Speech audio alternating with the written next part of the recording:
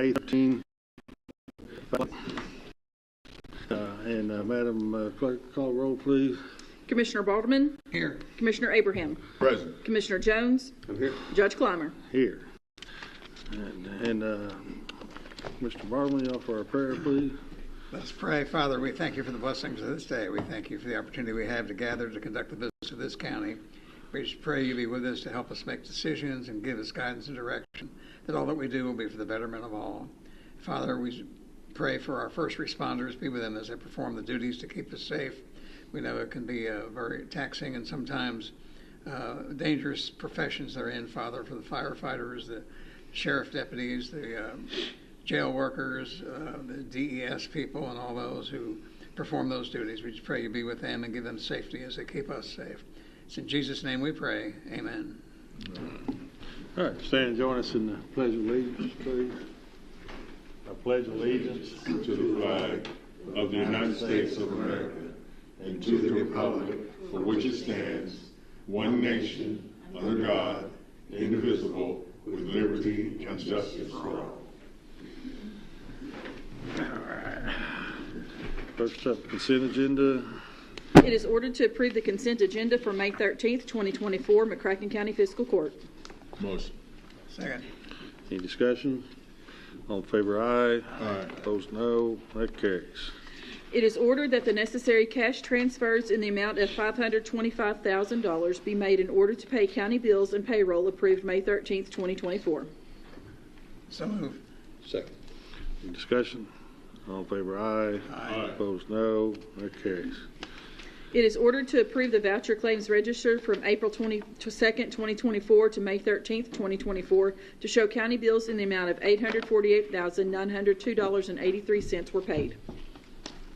Motion. Second. Any discussion? All in favor, aye. Aye. Opposed, no. That carries. All right, then we got Ms. Nestler here for the health insurance renewal discussion. Come on up, ma'am. We don't get to see you very often. I know. You guys, good evening. It's good to see you all. So we are upon the July 1 renewal for the CAECO benefits program. If you remember, we've joined the CAECO benefits program, so now we are renewing in July instead of January. And the proposed increase with the cost share to the employees is just right at 8%, which is right in line with the average. That for the association was 11%. So with the cost share of the employees' portion of proposed at 5% per the proposal that you've received. Okay. Any questions, discussion? Everybody all satisfied? Okay. Yes, so. All right. I guess we got no questions. Thank you. Must be doing a good job, I guess. Thank you. You just forward all those questions to Michelle. Then we got soil conservation presentation, Wayne Elliott. Good evening. I want to thank you for allowing me to be here tonight. Thank you. As far as our tree, some things we've accomplished this year, our tree giveaway was probably one of our most successful. Ordinarily, it's a day and a half affair. We ran out of trees early on the first day, Really? and usual number of trees. So hopefully, people will be a little more conservation thing. Yeah. And we still are not getting the involvement we'd like out of the high school FFA students or other students submitting essays to us about conservation. The art program, the art teachers who are involved do a great job of giving us things, but there are several art teachers throughout McCracken County who don't participate in our program. We've reached out to them and falls on deaf ears, which I can understand if their plate's full or whatever. And our two drills, we've spent a large amount of money getting in better shape, and we have a dedicated board member, Robbie Shear, who is going to maintain the drills, keep them in his place, and inspect them more regular. And hopefully Maintain the what? He's going to maintain the drills at his farm at Robbie Shear on around Contest Road area. Yeah. And that way we can maintain them and find out somebody's not using them right or whatever. Maybe a little more policing.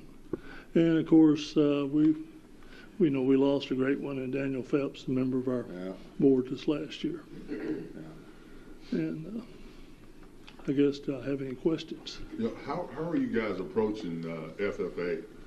The high school guys? We've had a meeting, invited all the FFA teachers to come to a matter of fact, we had it at Farm Bureau. Farm Bureau helped us out with it. We had a dinner for them, and they came and we talked about participating in Farm Bureau activities as well as soil conservation. And I guess they, between everything else they do, don't really have time for our activities like they used to. So, go ahead, sir.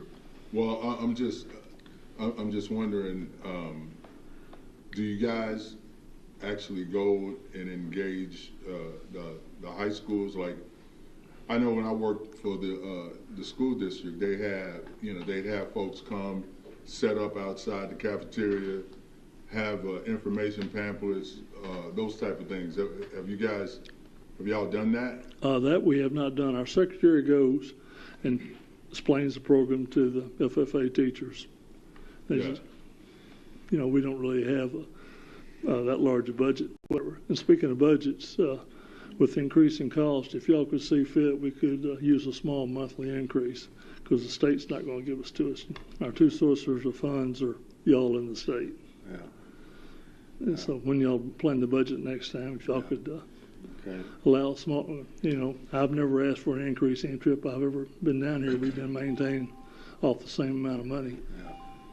So what I guess maybe can you just touch on what it is what your purpose is and what you do, what you hope to accomplish? All right. We also do, people file with us, and we go through the state conservation and different government programs, matching funds.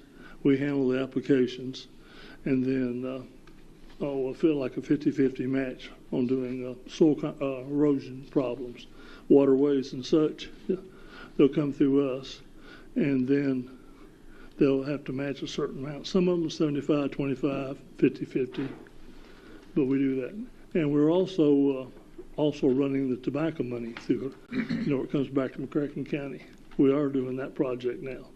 And interesting facet of that, we've tried to go through youth. We've devoted some of the money to just strictly 18 and under, with if they have a parents or a sponsor, a small project, we'll give them 50% of tobacco money, and they have to put their own money and time in. Yeah. And I think this last year we could have done 10. We had 5 children to participate. Yeah. So, I'm sorry, Judge. No, I'm good. So, what's the average age of the young folks you got participating already? I'm gonna guess. I just strictly guess. They don't have to actually give us. They have to guarantee to be 11. 11 years old? Yeah, up to 18. I'm gonna guess probably 13 would be an average. That's your target group? Well, we'll target anything from 11-year-olds up. Well, have you talked to the 11-year-olds? They got any ideas? Well, I have not personally talked to them, so Okay. Well, I'm just kind of brainstorming here on the right, moment. and that's administrating the tobacco funds, where the money comes back to us every year. We get, I think, McCracken County most years we get like $70,000, and a lot of it goes to farmers. If they put up a fence or whatever, they spend 50%. They can get up to $4,000, 50% match. Yeah, well, these 2024 kids, you got to get creative, man. I mean, you got to find something to get them unplugged, right? Right. All right. Maybe bring that big old tractor out there. Well, I'm a retired farmer now. You still got the tractor, don't you? Well, just for a little disc in my pumpkin patch and Let the bush hog. 11-year-olds rub on that tractor, man. Maybe. Not near as big as what the people farming my farm use. Maybe you could kind of demonstrate what happens when a tractor falls on you. Well, no, the tractor didn't fall on me. Oh, it didn't? No, I was adjusting the drawbar. My artificial hip, which Dr. Jackson had redone, said I could do anything I wanted. I crawled under there to adjust the drawbar, and on my way back out, that hip jumped out of joint. Yeah, don't tell them that story. No, I was getting ready to say. Don't tell them that. That was a true tribute to the first responders in McCracken County. The first person that showed up was the game warden, the volunteer fire department, and everything else. So if I'd really needed help from somebody like that, because the report was the tractor had fell on me, but it wasn't. It was just the hip had jumped out when I crawled. I haven't crawled backwards since that day either. Yeah. Okay. Thank you. All right, Wayne, we appreciate it. I really appreciate you. Did y'all have any more? Anything else? Okay. All right, thank you. We got Jim Lefevre here on the MPO. Jim. Thank you, Judge. I think I know all of you, or at least I've met you for sure. So I just want to give you an update on the Paducah McCracken MPO. So just a little back history. After every 10-year census, the Census Bureau does a detailed analysis of the data to figure out the density. It has a lot to do with the density of housing of all the urbanized areas in the United States. And if those urbanized areas are close enough together and that number exceeds 50,000, then you're required by the federal government to form a metropolitan planning organization. And it just so happens, after the 2020 census, the Paducah urbanized area went over 50,000. I think the exact number is 50,833. That includes the city of Brookport, and it also includes an urbanized area right across the river in Ledbetter. And so as a result of that, community leadership got together and they formed the Paducah McCracken MPO. It is controlled by an executive board. That board is the judge and the deputy judge here in McCracken County, the Paducah mayor and the city manager of Paducah, the chief district engineer of District 1, representative from IDOT out of Illinois, Jeremy Bumpus, who's the executive director of PATS, and the mayor of Brookport and the county judge of Livingston County. And so what happens is, as a result of having an MPO, then KYTC provides planning dollars to come to the MPO so that they can have continuous, cooperative, and comprehensive planning for the urbanized area. Say that one more time. When the MPO is formed, so depending on what state you're in, you will get funding to perform urban transportation planning that's continuous, comprehensive, and cooperative. How much? Okay, good question. So for FY24, normally these planning dollars run with the fiscal year, but the MPO wasn't really official at the beginning of the fiscal year of FY24. So beginning January 1st of 2024, $65,500 was made available for urban planning. Now, that does come with a match requirement. So the Federal Highway Administration supplies 80% of those funds. So that would have been $52,400. The Transportation Cabinet provides 5% of those funds, which would have been $3,275. The remaining balance of $9,825 is split between the 3 Kentucky local governments, and is split based on population. So, for example, Paducah has more population within the urbanized area than McCracken County. And so their portion would be more. But the portion for McCracken County based on your population, is 42% of that $9,825, which comes to $4,126.50. And so that's the local match to do urban planning for the Paducah McCracken MPO. Just curious why, Ellen, you said the local match would be Kentucky communities. Good question. Great question. What's interesting about this MPO is it crosses state lines. And so KYTC provides funding and IDOT provides funding. I work for the Purchase Area Development District, so we're the staff agency for the MPO. We're providing the professional planning for that. And so we're the ones that sign a contract with the Transportation Cabinet to administer these funds. Illinois currently does not require a local match. Illinois is providing 100% of the local match. So the Federal Highway Administration in Illinois is providing 80%, and IDOT is providing the other 20%. Now, in FY24, IDOT did not provide any dollars for January through June, but they are going to provide dollars beginning July 1st of FY25. How many different groups are doing long-range planning and planning for roads? We got the Area Development District, we got the Highway Department, we've got this group now, we've got another comprehensive plan we're doing. Who puts it? Is any of this coordinated? And Absolutely, it's all coordinated. okay, Yeah, it's all coordinated. In fact, I mean, are y'all coming to the same conclusion usually? I hope so.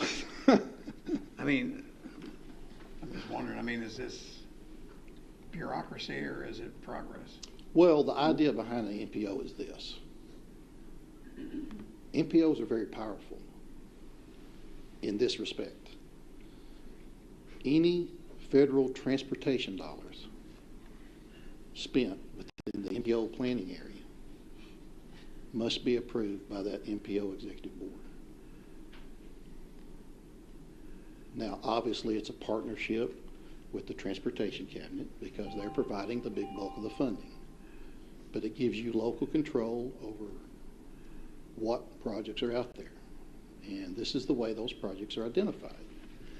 So what will happen is the Transportation Cabinet has provided funding for an engineer consultant, and they're going to be preparing for the MPO a metropolitan transportation plan. And what that plan is, it looks out over the next 25 and 30 years and says, okay, where is the growth going to be over that time frame, and what does the transportation system need to look like to support the growth over that time frame? And so it is all coordinated in the sense that all the results of the MPO planning go hand in hand with what the Transportation Cabinet is doing and the funding part of it. I mean, isn't that what the comprehensive plan does too?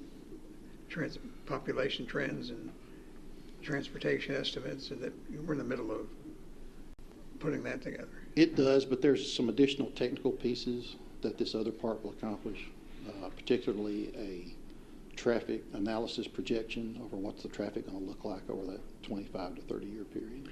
Does this increase potential for grant money? There are some special funding available for MPOs, yes.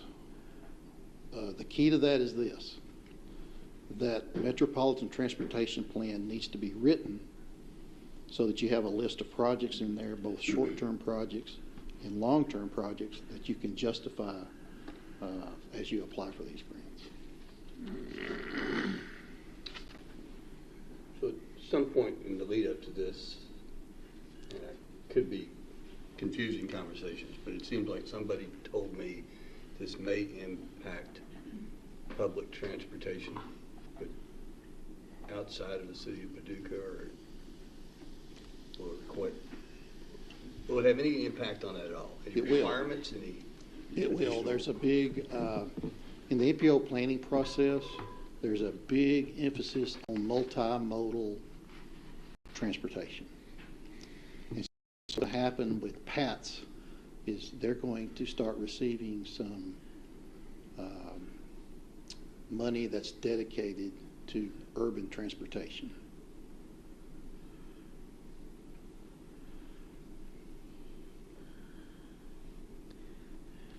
So I guess that would mean they may have to, I mean, if you're looking at it presently, this is what we see Pat's doing, and I guess what you're implying is that that's kind of, they're going to shake that up a little bit. Well, their funding will change in that they'll now be eligible for an urban pot of money that goes into transit operations. That would be MPO based, not just Well, it would Paducah come. based. It would come to them as no. Well, it would be MPO based. Yes, it would be MPO based, but they also get funding for. They also have a rural area that they're going to continue to serve. Right. So they'll get funding from two pots, both the rural side, which will be reduced because of the urban, and they'll also get funding from this urban side.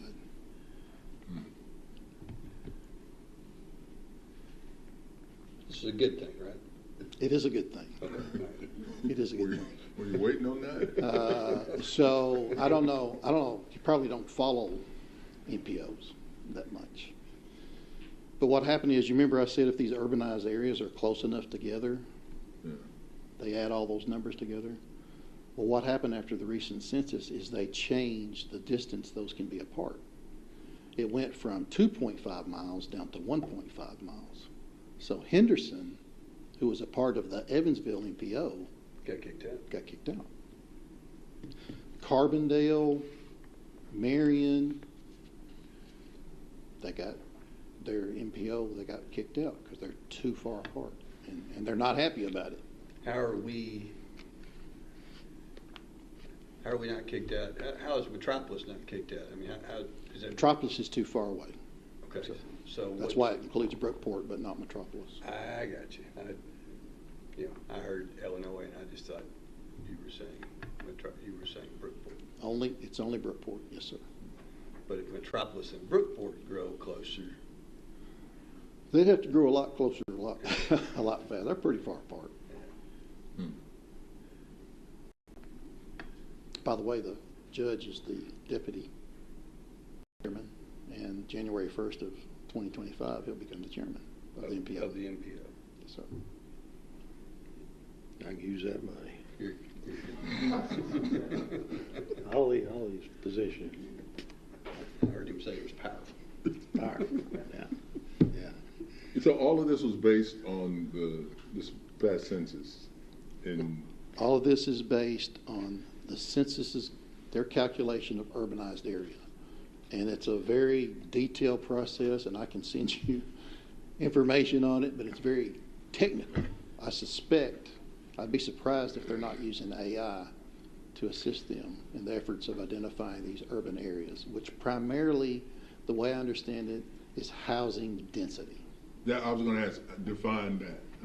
How do they define that? Housing density. It's Okay. so many residences per area. And I don't know what the exact standards are, but like I say, if you're interested, I can send you a link to their website. And they go Yeah, into, do that. They Yeah. go into great detail to explain that. Anything I don't understand, I'll ask Steve Doolittle. Okay. And these funds are just used for doing the planning, right? These funds must be used for planning. They cannot So be you used. hire consultants and. Well, primarily it's the staff, the PAD, as a staff agency, will be the day-to-day So consultant. it pays PADD employees. It pays PDD employees. If the staff agency was some other agency, it would be paying their employees. So we're MPO solid until another census. We're MPO solid until another census, and usually you don't really get the information until about 2 years after the census, because the Census Bureau is looking at the data. So, for example, for the Paducah McCracken MPO, I got a call from the folks in Frankfurt probably February of last year. And they said, hey, did you realize that Paducah has qualified to be an MPO? And I said, no, I did not realize By that. 877 people. Right. 50,000, I think it's 50,833. And you got to make 50. You have to make 50. So you said housing density, right? Yes. So where does people play into that? Citizens? I mean, Well, they equate housing density to people because you have an average of so many residents per household. So they equate people indirectly through housing. I think there's 2-point-something people So a lot of per this, house on average. a lot of this is floating numbers, It's statistical is what it is. 'Cause which tends to move. it's just based on statistics. Statistically, there's Sure. I think it's like 2.3 or 2.4 residents per house. In my house, there's only 2 because it's me and my wife. I got you. In some people's houses, it's going to be 3 and 4 and 5. So this work is different than the PADD Transportation Planning Committee that puts together a plan that's approved and sent to Frankfurt. Yes. What will happen is that committee will still be operative, but what they're going to do is the rural transportation piece. The MPO will do the urban transportation piece. Did this require the hiring of additional employees or just the transfer of the salaries from PADD to this fund? It didn't really require the hiring of additional employees, except for the fact that my position, which is called MPO coordinator, is a new position. So what happened with me is I moved from the PAD rural transportation planner to the MPO coordinator. Okay. So I guess in that sense, there is an additional job that was created. So I guess I haven't really thought about it, but, so next census, we gotta have 50,000 people. If within our boundaries that we have drawn for this density area, our universe, if we dropped to 49,900, we can scooch that line out a little bit to pick out another 100 people, or are we just done? Well, you'd have to be within 1.5 miles of an urbanized area to pick up another urbanized area. Yeah. So more than likely, you would just be done. Because I guess we've already grabbed there's a challenge of if you grab too much area, you pick up more households, but there'll be less per mile. Right. Your density, Yourself. right. Your density By won't grabbing be more enough. households if they're spread apart. Your density won't be enough to Yeah. qualify. So We gotta get busy getting people. it would be good to grow. Yeah. It would be good to grow. But they'll change the regulations in 10 years, so. Well, that's quite possible. In fact, They did before, you know. In fact, one proposal prior to determining MPOs in this cycle was to raise that number from a minimum of 50,000 to 100,000. And so a lot of these ideas, they come back every 10 years. And so that's something, assuming that y'all want an MPO, that's something to be watching for and see what proposed regulations come out on that.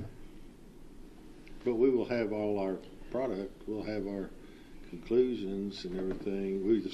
If we lose the MPO, we still have all the knowledge and Absolutely. what needs to be done, and most of it may be in progress, built out, whatever.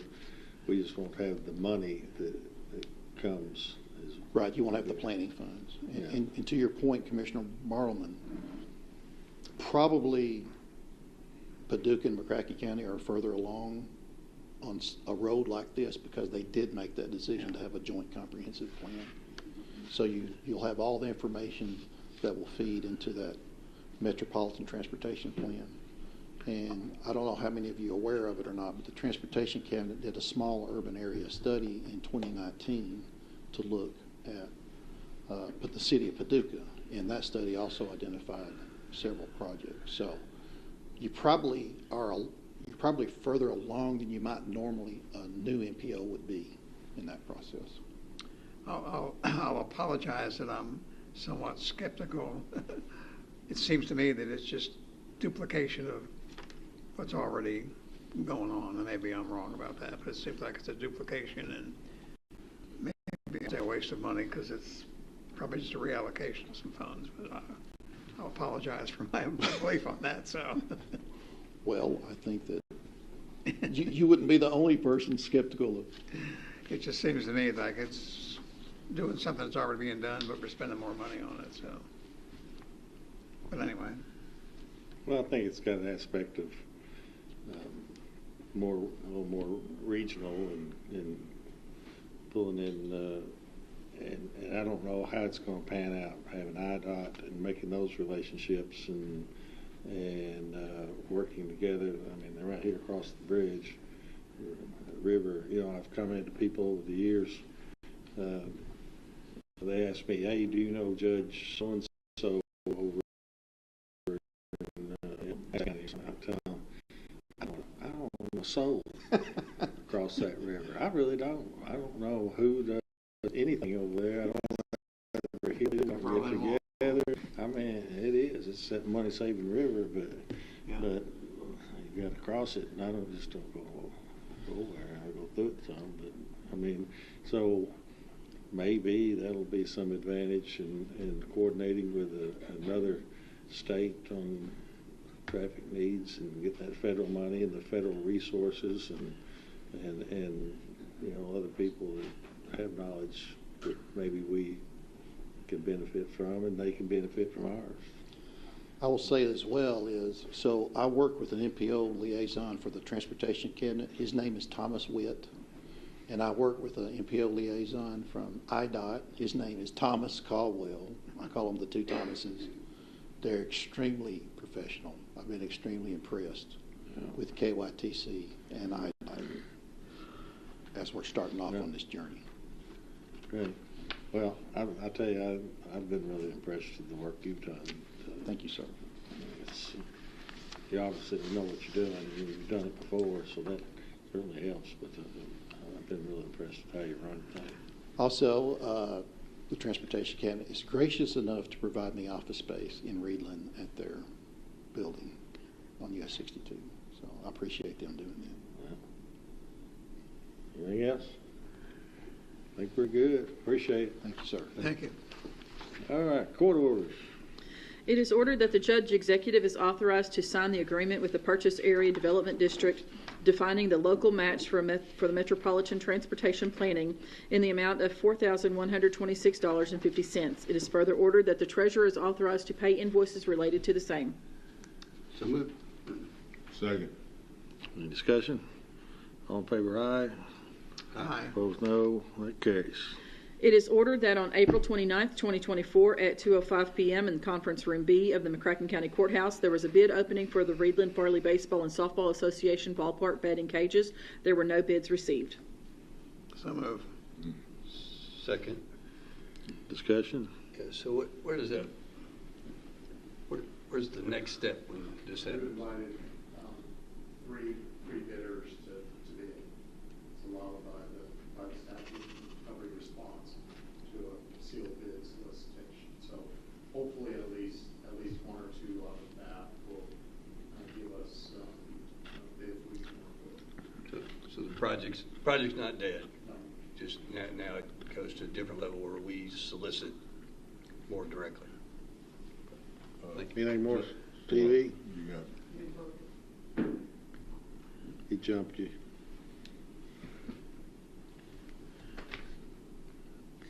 All right, where are we? C? We need to vote. Oh, we didn't vote. Okay. All in favor, aye. Aye. Opposed, Aye. no. That carries. I'm curious why that requires a vote. I don't know. I do not know. This is what we do. It is hereby ordered that $500 be paid to the Captain Virgil McCracken Chapter KYSSAR for the creation of a Purple Heart Memorial Monument to be located on the grounds of McCracken County Courthouse. motion. All right, so I'll second that. Now, who's gonna do?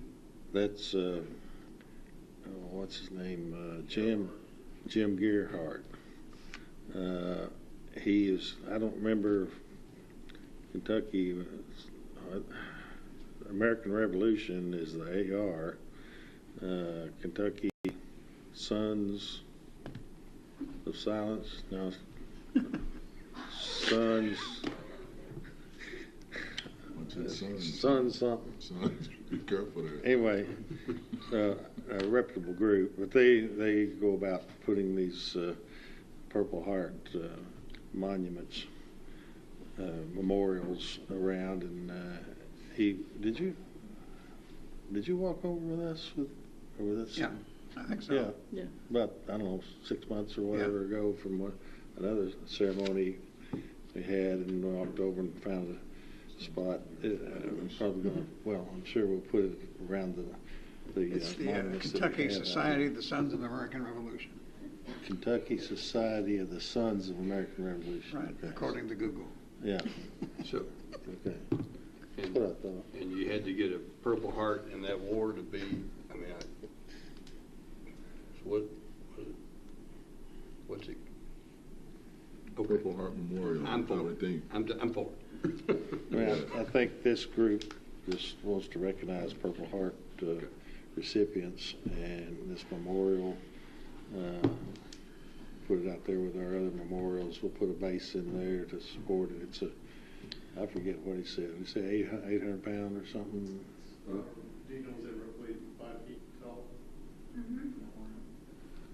Will there be some approval of the monument or plaque they put up, or It's going to be a piece of ground. by the administration of the county? I mean, will we control what it looks like, or at least have a say in it?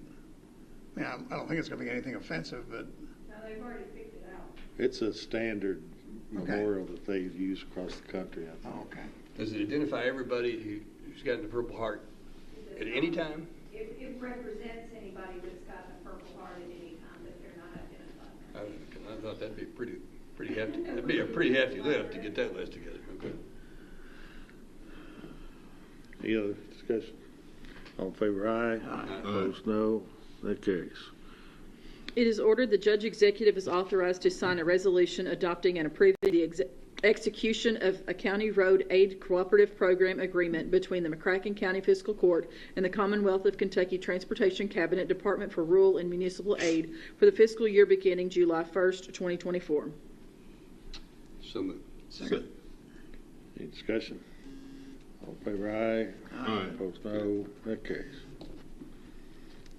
It is ordered that the McCracken County Fiscal Court accept the CAECO Anthem proposal for group health increase of 13%, dental no change, and vision no change coverage for July 1st, 2024 through June 30th, 2025, as represented by HEB International. Motion. Second. Any discussion? I've got a question. Did we seek any other bids, or was this obviously the lowest we could get? We did not. If you'll recall, we bailed out of our fully insured plan that we had due to expense, and we went to CAECO. For those of you that were at training in November, they told us this was coming, and that the three causes were high claim problem, a lack of competition in Kentucky now that Humana has dropped out of group health plans. So everyone is coming into Anthem. And the third reason was they put the use of certain weight loss drugs were really expensive and hard on the plan. So we knew back 6 months ago this was likely going to happen. Is the county absorbing the full 13%, or will the employees pay part of it? The employees are taking 5, and we're taking the rest. Okay. And there's a companion wellness piece that goes with this. So, Michelle, it's fair to say if an employee on a single plan can still get it for free if they participate in wellness. And if you're a family, if you participate in wellness, you can get a significant reduction in your monthly premium costs. I think we're probably still in pretty good shape on our insurance, because over the last few years we've had, I remember, decreases when we switched to CAECO a number of years ago. We had a significant decrease. Go back 5-6 years ago, we were seeing, this is the first time we've seen a double-digit increase since we switched and went with Peel and All. Thank you. Anything else? No? All right. All in favor, aye. Aye. Opposed, no. Carries. It is ordered to pay poll workers for the 2024 primary election on May 21st, 2024. Motion. Second. Discussion.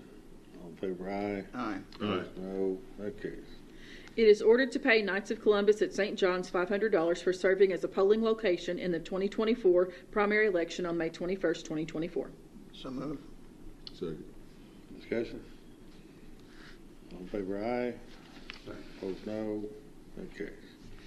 It is ordered that the judge executive is authorized to sign the KDPI grant agreement, which will provide funds to extend sewer lines at the Triple Rail site.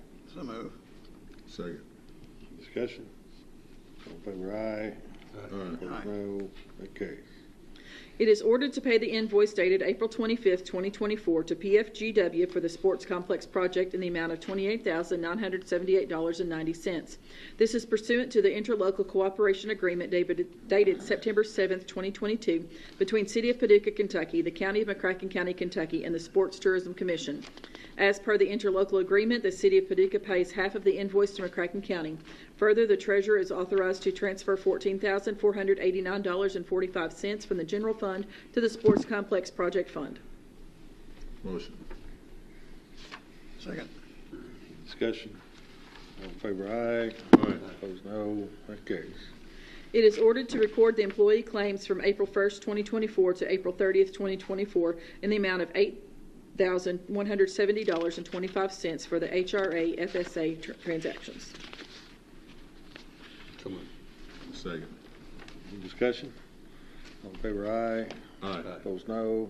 That carries. It is ordered to pay Lone Oak Youth Baseball and Softball Association $22,500 for drainage repairs. So move. Second. Second. Discussion. Is that gonna be it? What's that? Do you think that's gonna be it?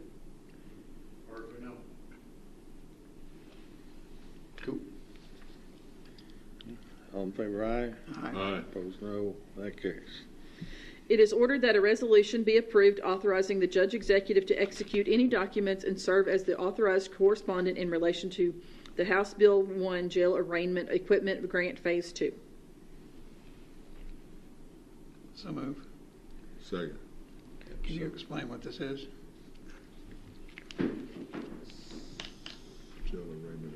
So, this is kind of actually old hat to us. We, for a long time, there's a little courtroom in the jail, and for I don't know how many years, Judge, we did video arraignments in this county. It wasn't common in other counties. During COVID, the state provided funds, and this is phase 2 of that. It upgraded our equipment at state cost. We used to pay for that locally, and they pay for it now. So That's a good thing. yeah. All in favor, aye. Aye. Opposed, no. That carries. It is ordered to approve the April transient room tax in the amount of $407,696.46 to be dispersed as follows. Paducah CVB, $120,001.12. Convention Center, $81,285.43. Sports Tourism Commission, $123,847.48. Escrow Fund, $82,562.43. So move. Second. Discussion. All in favor, aye. Aye. Opposed, no. That carries. It is ordered that the annual standing order be approved for the pre-approval of reoccurring expenses for utilities, telephone, payroll, debt service, and employee health benefit bills for fiscal year 2024 to 2025. It is further ordered that these payments may be made electronically per KRS 68.275. Motion. Second. Discussion. All in favor, aye. Aye. Opposed, no. That carries. It is hereby ordered that pursuant to KRS Chapter 67, the first reading of ordinance number 2024-02 shall be conducted in summary format as follows. McCracken County, Kentucky, McCracken County Fiscal Court, ordinance number 2024-02, an ordinance setting and establishing the proposed fiscal year 2024-2025 operating budget for the funding of all McCracken County governmental operations prepared in strict compliance with the mandates of Kentucky Revised Statutes Chapter 68. Summary. The action taken by the present ordinance is required by Kentucky Revised Statutes, Chapter 68, and is carried out in strict compliance with the same. After detailed investigation by the McCracken County Fiscal Court into each separate activity of the county and necessary funding requirements for the provision of the same, a proposed county budget is now prepared and submitted for approval of the Fiscal Court with expenditure allocated to budget units as classified below. General Fund, General Government, $9,493,725. Protections of Persons and Property, $1,320,824, or $1,320,824. General Health and Sanitation, $502,027. Social Services, $360,000. Recreation and Culture, $2,037,509. Airports, $120,000. General Services, $1,386,723. Contingent Appropriations, $675,000. Fringe Benefits Employers Share, $1,898,801. Total, $17,794,609. Road Fund, Roads, $202,825. Capital Projects, $250,000. General Services, $2,000. Fringe Benefits Employers Share, $797,977. Total, $4,184,802. Jail Fund, Protection to Persons and Property, $7,059,661. General Services, $4,000. Fringe Benefits and Employers Share, $2,542,977. Total, $9,606,638. Local Government Economic Assistance Fund, Social Services, $176,500. Contingent Appropriations, $100,000. Total, $276,500. State Grant Funds, Social Services, $1,014,000. Total, $1,014,000. Federal Grant Funds, Social Services, $79,504. Total, $79,504. Sports Complex Project, Recreation and Culture, $17,500,000. Total, $17,500,000. Sheriff's Fund, General Government, $5,019,060. General Services, $2,000. Fringe Benefits Employers Share, $2,559,700. Total, $7,235,684. Economic Assistance Fund, General Government, $400,000. Contingent Appropriations, $100,000. Total, $500,000. Juvenile Justice Fund, Protection to Persons and Properties, $35,000. Contingent Appropriations, $10,000. Total, $45,000. Transient Room Tax Distribution, Recreation and Culture, $3,641,697. Other county liabilities, $1,128,332. Contingent appropriation, $250,000. Total, $5,020,029. County Clerk Permanent Storage Fees, General Government, $200,000. Total, $200,000. ARPA Contingent Appropriations, $2,706,680. Total, $2,706,680. Opioid Settlement, General Health and Sanitation, $160,000. Contingent Appropriations, $10,000. Total, $170,000. Debt Service Fund, Bonds Courthouse, $242,109. Other county liabilities, $2,341,095. General Services, $1,250. Contingent appropriations, none. Total, $2,584,454. Grand total, all funds, $69,262,676. Certification is hereby certified by the McCracken County Fiscal Court that the present summary represents an accurate official statement of the main points of and contents of ordinance number 2024-02. Public inspection, ordinance number 2024-02 shall be made available for public inspection in its whole and complete form in the McCracken County Judge Executive's office during ordinary business hours.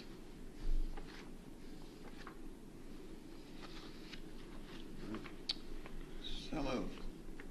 Second. Discussion? Remind me where the sprocket, I always struggle to remember where that.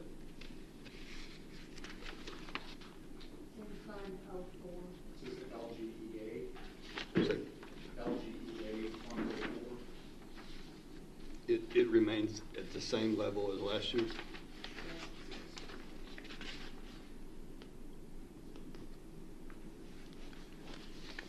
Local government economic consistent, is that what it's saying?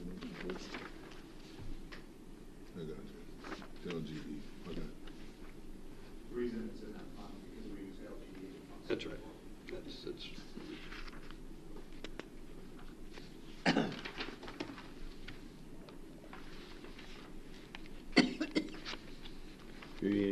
It says it's 3.4 COLA across the board.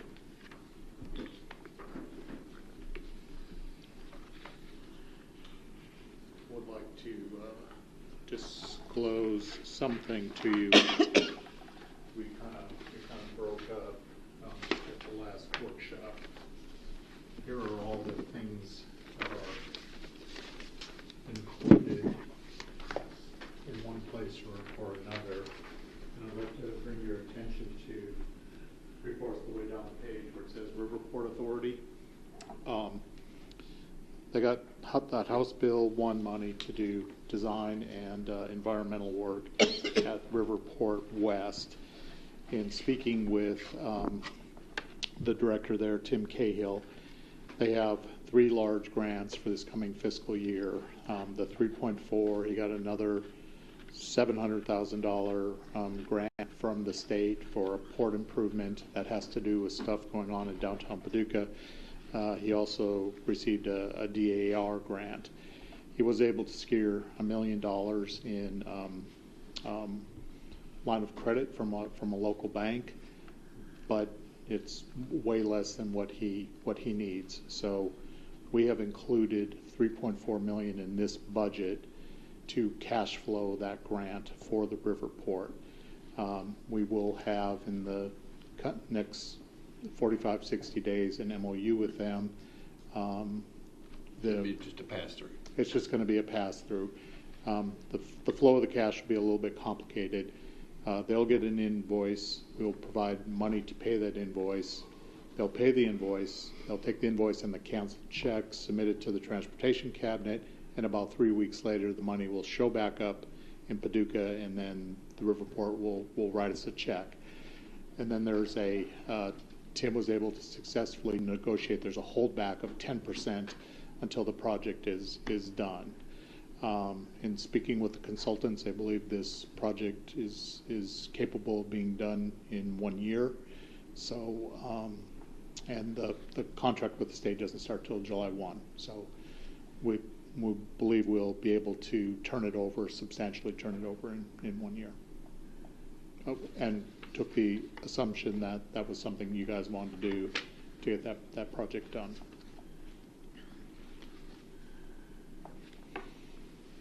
So we've included $3.4 million in both revenue and appropriations to take care of that.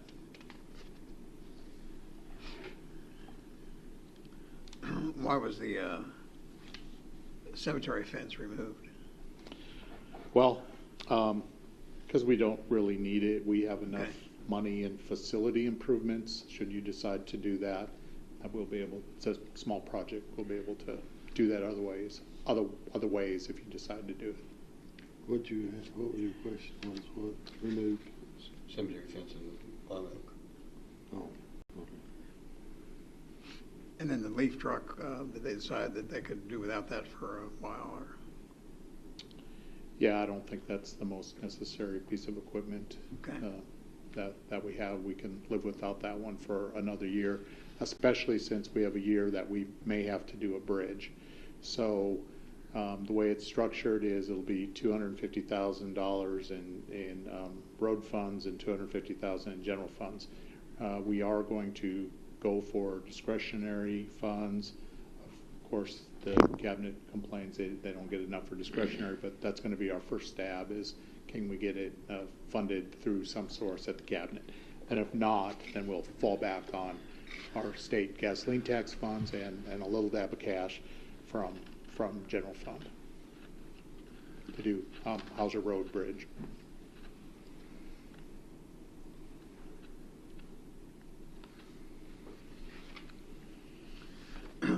What's the status, and I don't want to get into every project in here, but of the Reedland Light project, I thought they were going to start on that right after we approved that bid. Now we're funding it in the next fiscal year. Will they be after the ball season? They are, so that has started. I don't know how much they've billed. Steve spoke with the contractor today, impressed upon them that we need to get as much of that project completed in the next calendar month as possible, so we can pay as much of Reedland as we can. So that a decision you did make at the workshop was park improvement budget was going to be $750,000. So whatever dribbles over from Reedland will have to be paid out of that at that time. Because all of those projects add up to more than 7. They added up to like 1.175 million.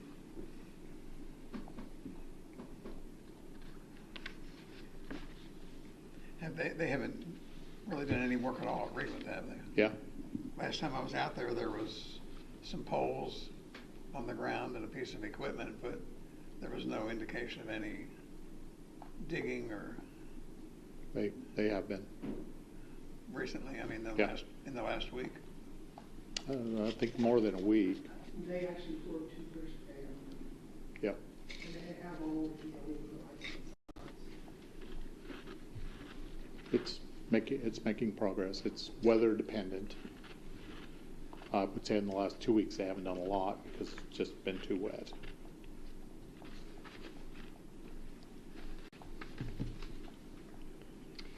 Anything else? Good.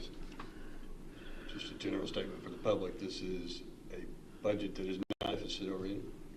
It is not deficit at all. We are budgeting a little over $9 million in carryover funds from the current fiscal year, which is very similar to the amount we used this year. So no, after a period of, I think, at least 12 years of deficit spending, we've reversed that trend and we're not doing that anymore, and there's no planned deficits this year. Good job. You're welcome. Don't touch me, man.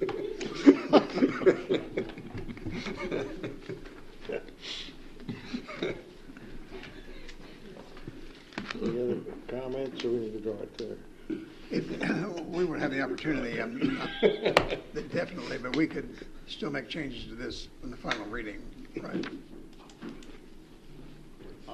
Yes, we can. It can be amended between now and the second reading, and we can amend the budget at any point during the year, provided we have revenue to cover the amendment. Right. Okay. That's a state rule. But I will add, I will send this to DLG tomorrow.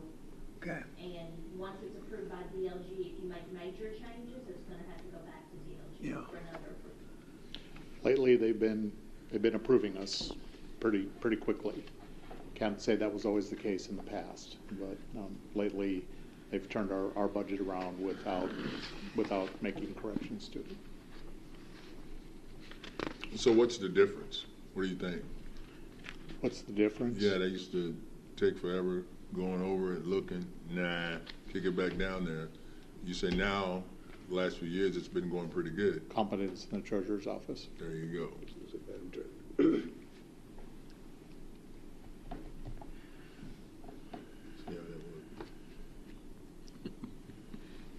In a finely oiled fiscal court. There you go. Talk slow, man. Talk slow. And it's not deficit. This is in black. All right. All in favor, aye? Aye. Opposed, no. That carries. first reading.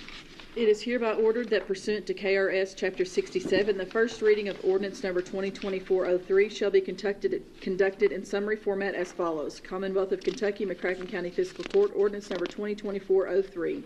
An ordinance approving and authorizing the execution of an interlocal cooperative agreement between the County of McCracken, Kentucky and the City of Paducah, Kentucky for the provision of 911 services.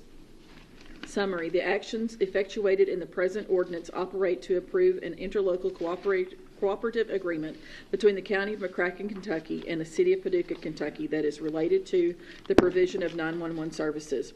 Further, this ordinance authorizes the Judge Executive to enter into the agreement. Certification. It is hereby certified by the McCracken County Fiscal Court that the present summary represents an accurate official statement of the main points of and contents of ordinance number 2024-03. Public inspection. Ordinance number 2024-03 shall be available for public inspection in its whole and complete form in the McCracken County Judge Executive's office during ordinary business hours. Motion. Second.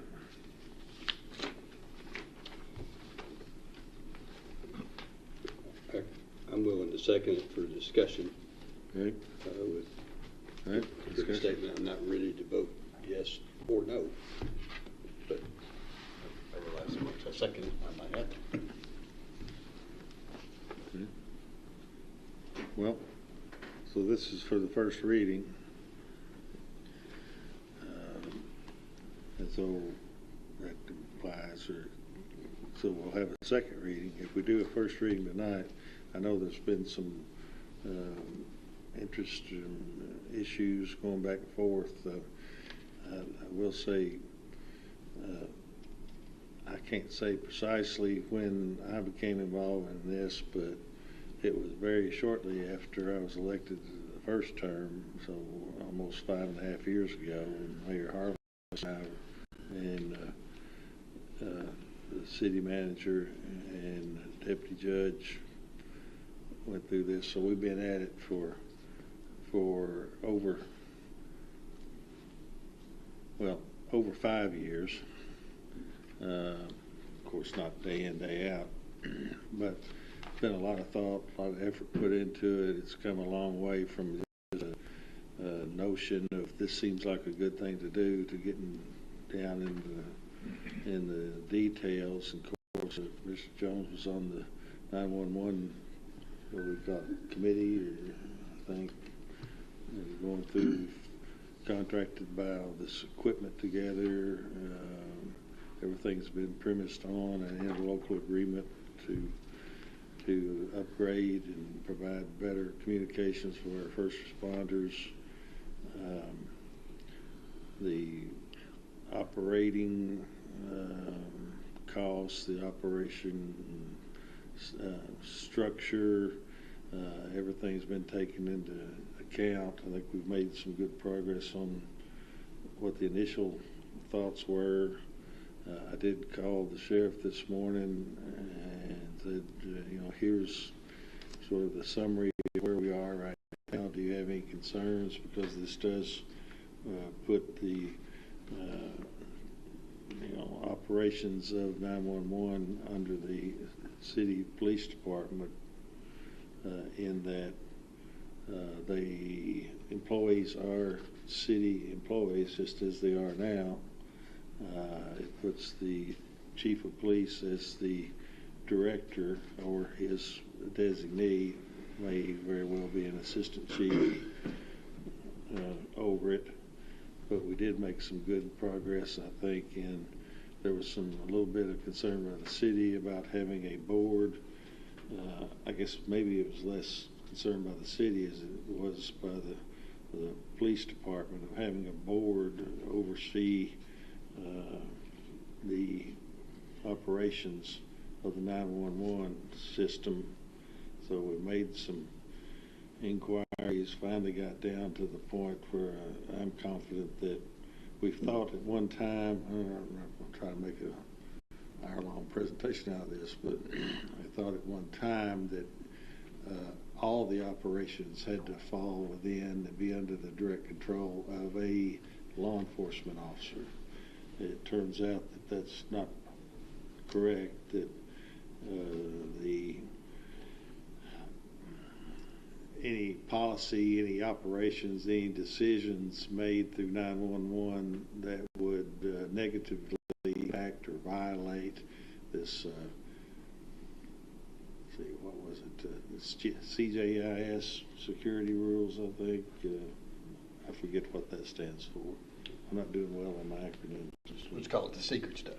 Yeah, the secret stuff. But it had to do with LINK, the Law Enforcement Network of Kentucky, and the NCIC, the National Crime Information Center, that they are pretty tight on who can have control of that, because there's extremely sensitive information in that. It could be readily abused or misused. And so, but we did find out that a non-law enforcement agency can control everything except those policies, decisions, actions, inactions, whatever, that would violate those secret stuff, the security rules. And so we've written it up in that way, so that this board, 2 appointed by the judge executive, 2 appointed by the mayor, and 1 appointed jointly by the judge and the mayor, will oversee all the operations of the 911. Of course, as a board, they're going to meet, I forget now what it was, we'll meet every 3 months, maybe, I think, every quarter, I think.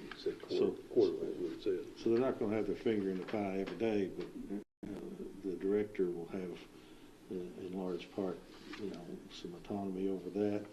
But there's also a user group set up of all the entities that are involved. So the city police, city fire, county sheriff, county fire agencies, all of them will make up a user group that can provide insight and request actions of the director. If the director says no, then that goes to the board to see what the board thinks, and the board, unless that action would again violate those security rules, then the board could control that decision and not the director.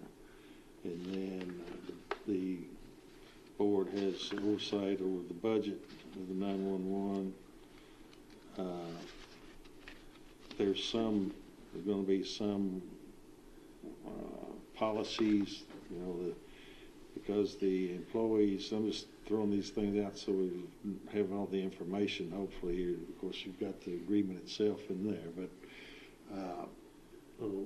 as city employees, they are governed by city employee policies, but there's also separate policies, not a lot, with a handful of policies or so that are specific, particular to 911 operation.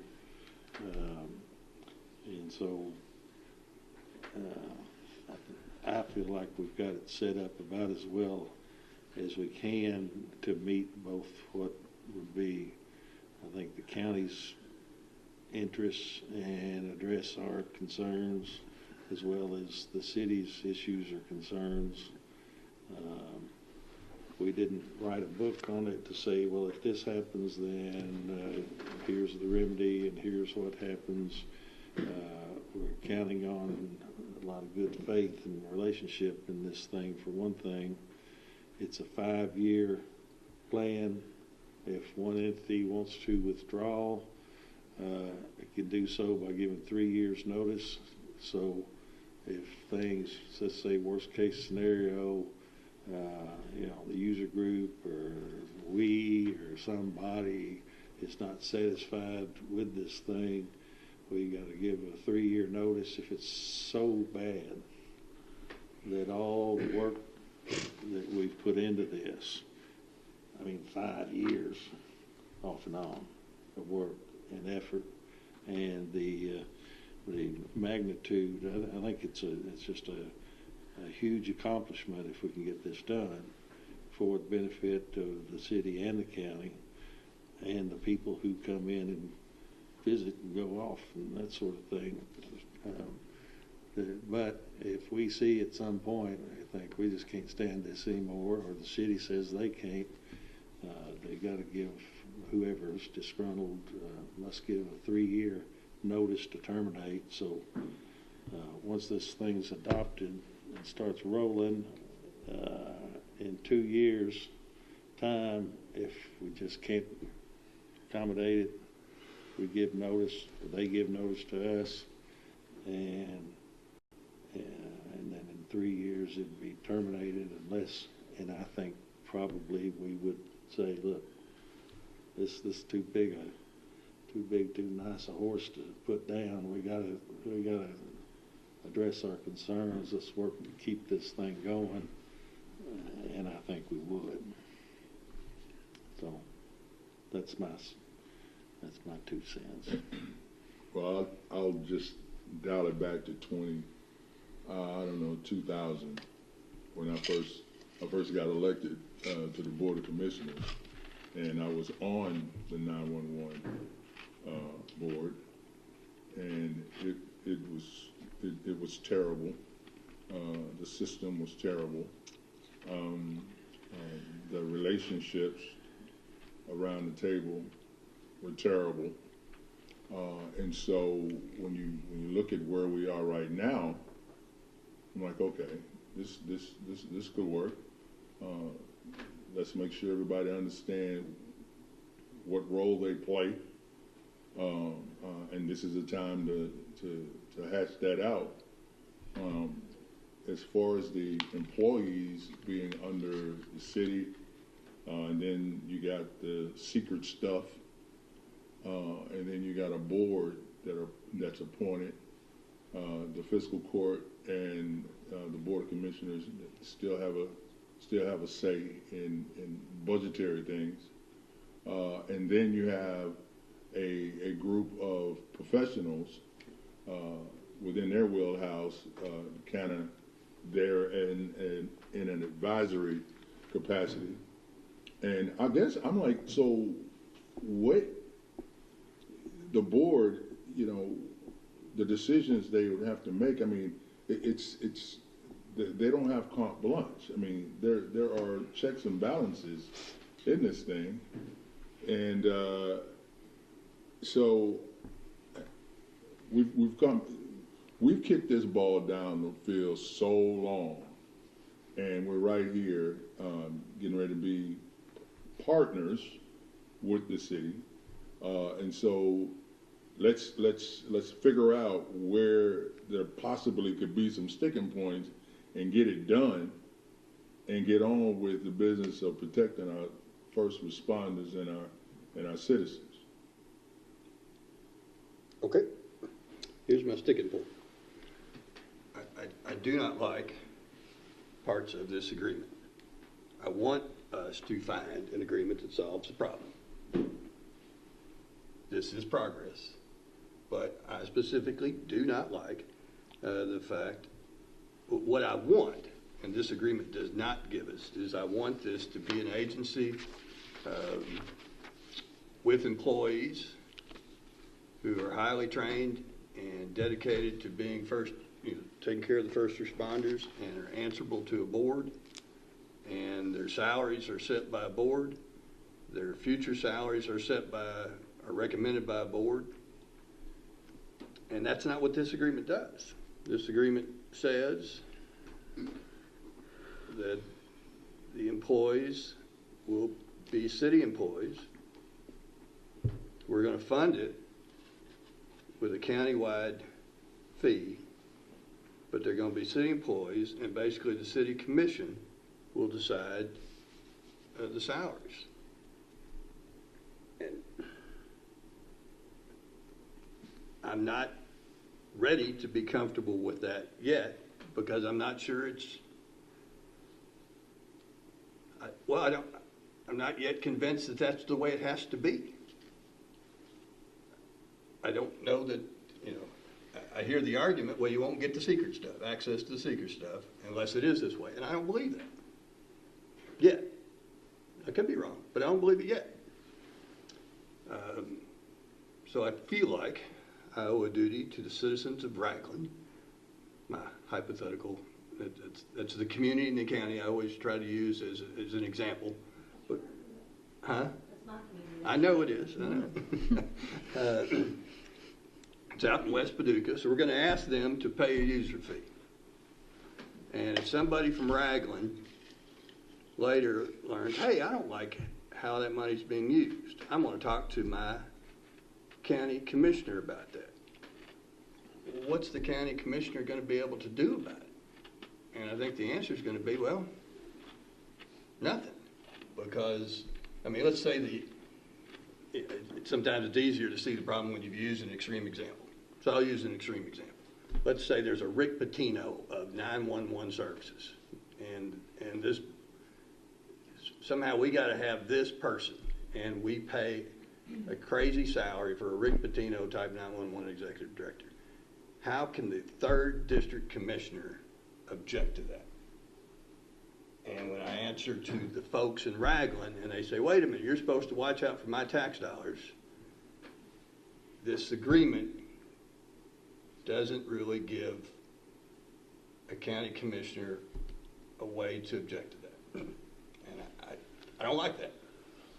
And we don't do that in joint sewer. We figured out a way to deal with joint sewer, but we don't have secret stuff in the sewer world. We have secret stuff, and so that's I understand that's the wrinkle.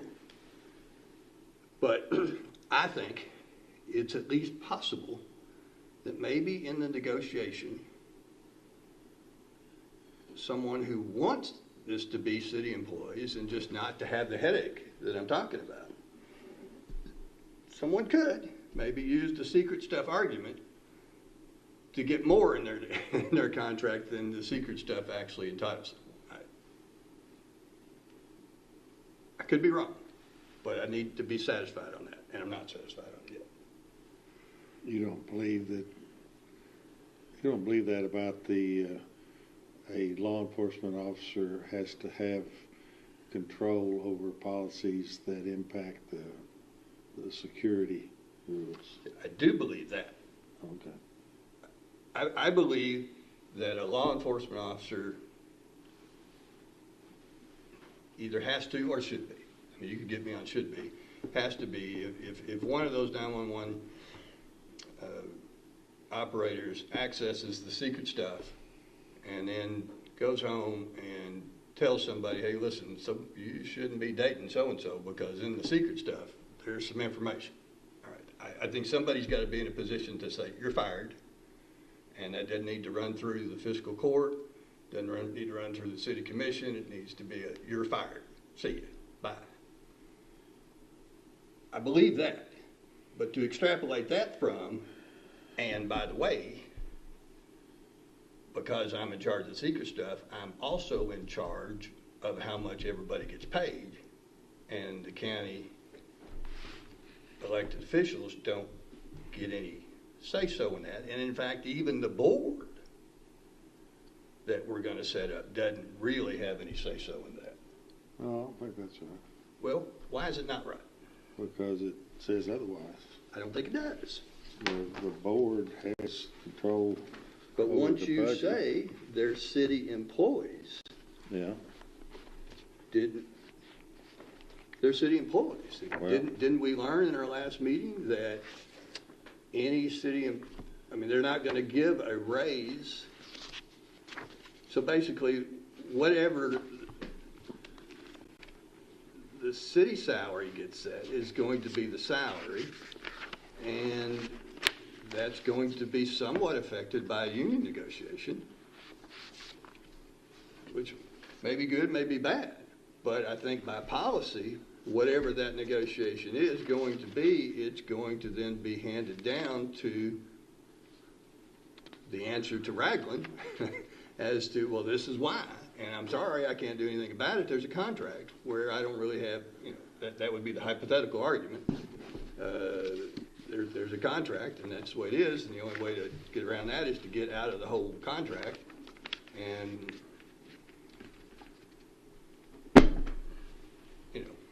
then it'd be kind of like what you're saying. Well, now we gotta, do we want to shoot the horse? It's kind of working. But I want to take a moment right now and say, does it have to be that way, or are we choosing to let it be that way? Well, in 4A, authority of board shall be responsible for adopting a recommended annual operating budget for Sure. 911, which shall be presented to the city and county by the board chair no later than April 1 each year. All right, so play that out for me. All right, so the board says, the city says, we're going to give everybody an increase of salary. Boom, they've done that.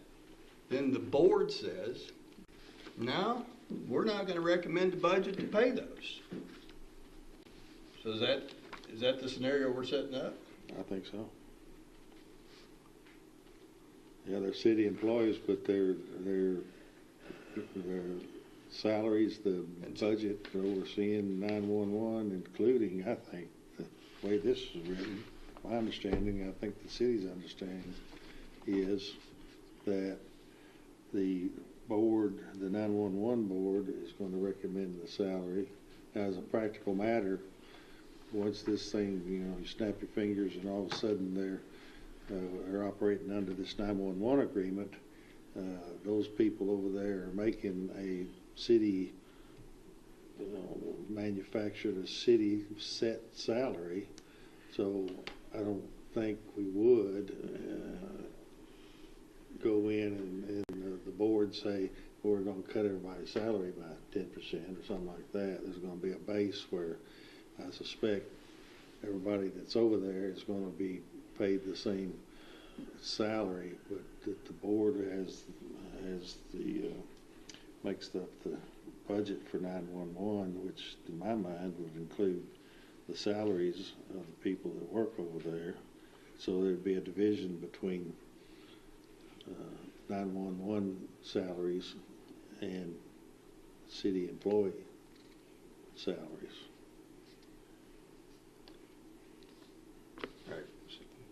I'm not sure I understood the answer to my specific question. So basically the board, we would put the board in a position where they would say, well, we don't have enough money, so we're not going to raise the salaries. And the city would say, well, we're going to pay it.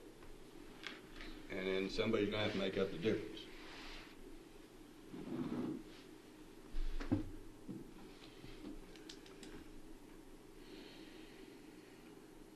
Well, I don't know. I mean, So what's the annual budget for the 911? I mean, what you're talking about not having enough money.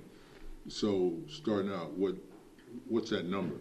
Well, I'm talking hypothetical at the moment, but, well, I can tell you that the budget, which we've never voted to approve because we've always been a customer, Right. in 2019 was 1.9 million. For next year, it will be over 3 million. Mm-hmm. 2.9 plus debt service of about 600,000. So 2.9 plus 600,000, so about 3.5. So I've been a commissioner 6 years. When I started, it was 1.9. Now it's going to be 3.5. Now that includes debt service for a brand new tower system, which we desperately need. Right. Okay. And I've never voted on that.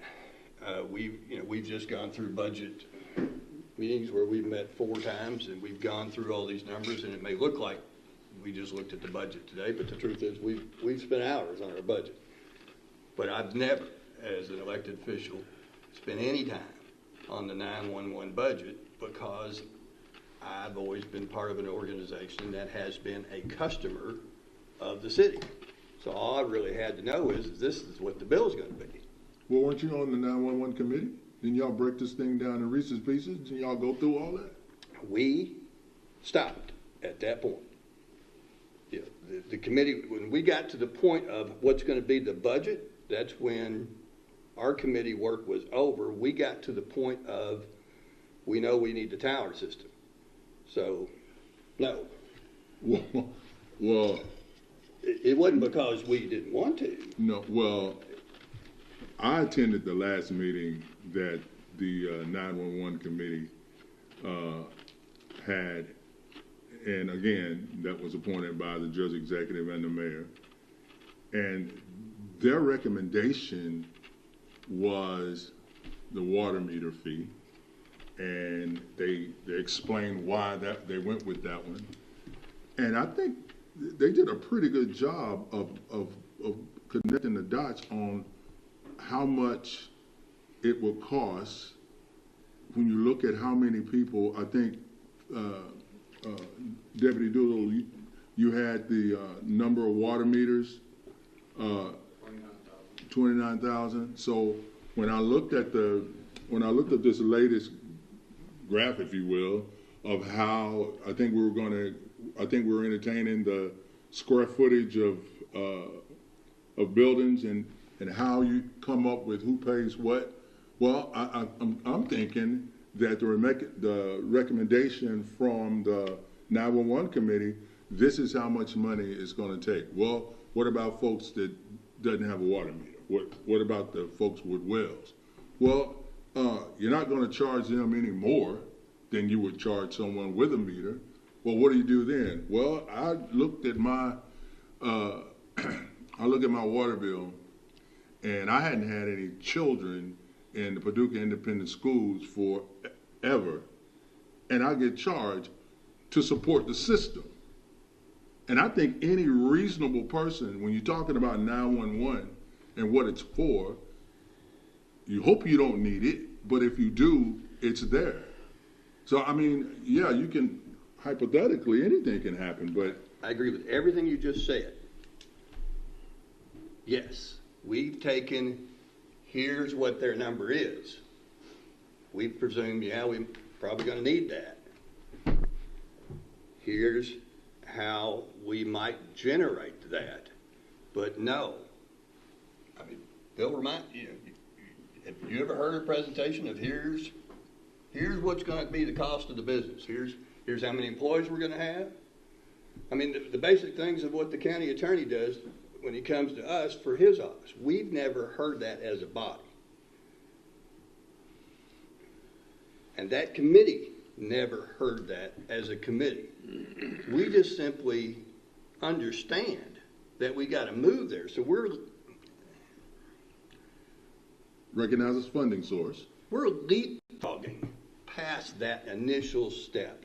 If we were doing a private business, the very first step we would take is, wait a minute, guys, what's it going to cost? We're leapfrogging over that because we have a certain degree of confidence in the city that they're probably doing this as cheaply as they can. Well, are you talking about, you said what's it going to cost? Are you talking about the 911 system? No, I'm talking about, we know, I mean, we got a contract that tells us what the tower and all the new stuff is going to be. That's okay. 9 point something million. I'm talking about what it takes to run the business, the operation, to make sure everybody shows up, how much money we got to give them to be here in order to be here and answer the phones and do it right. Well, you probably have looked at that because you were as a city commissioner. Well, maybe I'm missing something here, but I was under the impression that the 911 committee was charged with, here's a problem, this is what we need. Y'all identify a funding source, how we're going to pay for it. The city and the county, you guys are going to have to split this debt service. Where does, with the land parcels, that was a conversation. Well, the recommendation that they made to in their last meeting was, let's go with the water fee. All right, now that whole conversation took in consideration radios, all of those things you're talking about. Everything you're saying is absolutely right. What the piece I think you're missing, Commissioner, is this: is the cost of the operation. So, what makes up that 1.9 million from 2019, and what makes up that 3 million for this year, and all the numbers in between? What's that get spent on? And I don't know the answer to that. I'm not saying anyone's doing anything inappropriate with it. I'm not saying it's too high. I'm just saying I don't know. And I'm saying this contract delegates that to a board that is stuck with whatever decisions as to regard to the cost of labor they're going to. So we're delegating the board a budget, but we're delegating to the city commission the cost of labor. Am I wrong about that? That's how it reads. I think when it says the board, the 911 board has the authority for the budget, that would include the. It also says the 911 board has no authority over personnel. They can adopt policies or anything related to personnel. No, it did say that one time. No, it says in here.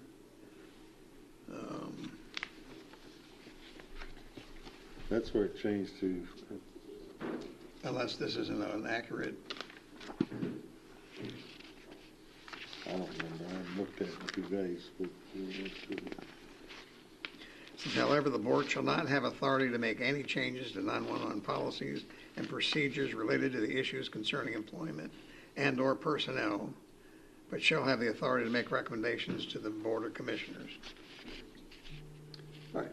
And so here's my question. So we got it this way, or could we do it another way and say, you know what? Now we don't like this. We're going to set up an agency, and they're not going to be city employees. They're going to be employees of the city county 911 system. But we're going to contract. This new agency is going to contract with the city police department to run and manage it. And what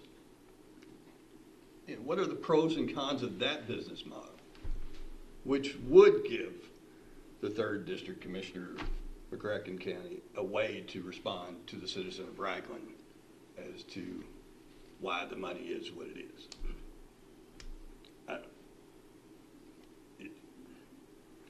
I don't think I'm overthinking it. So so you're suggesting contracting the employees of the 911 dispatch. That's what we're talking about, right? Right. So with the Paducah Police Department? Yeah, so let's just say that, this analogy.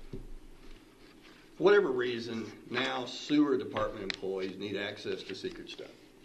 All right? Something's happened in the world, and now, in order for us to have a good sewer, could we say, well, that's a problem because none of them are law enforcement officers, but I tell you what, we're going to sign a contract with the sewer agency so that the chief of police has some management responsibilities of the sewer agency. They'll remain employees of the sewer agency, but he'll have management contracting ability and by contract the right to fire. I'm just trying to give a business model example of how I'm trying to distinguish it.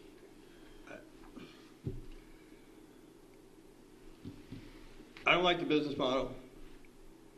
Here's what I don't like. I don't want this organization to just simply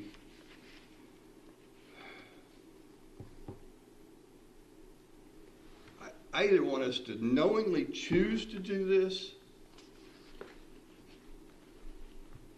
or not do it. And I hadn't decided myself yet as to whether I'm willing to vote no on this because of this issue, which is why in a minute I'm going to make a motion to table this, to do some more. Because I don't want to vote yes. I do not want to vote yes on a first reading of an ordinance that I am not prepared in principle to vote yes on in the second ordinance. That's unfair to me. And I don't necessarily want to vote no on it yet. But I feel like we're being led to this position because we're being told that this is the only way to manage the secret stuff.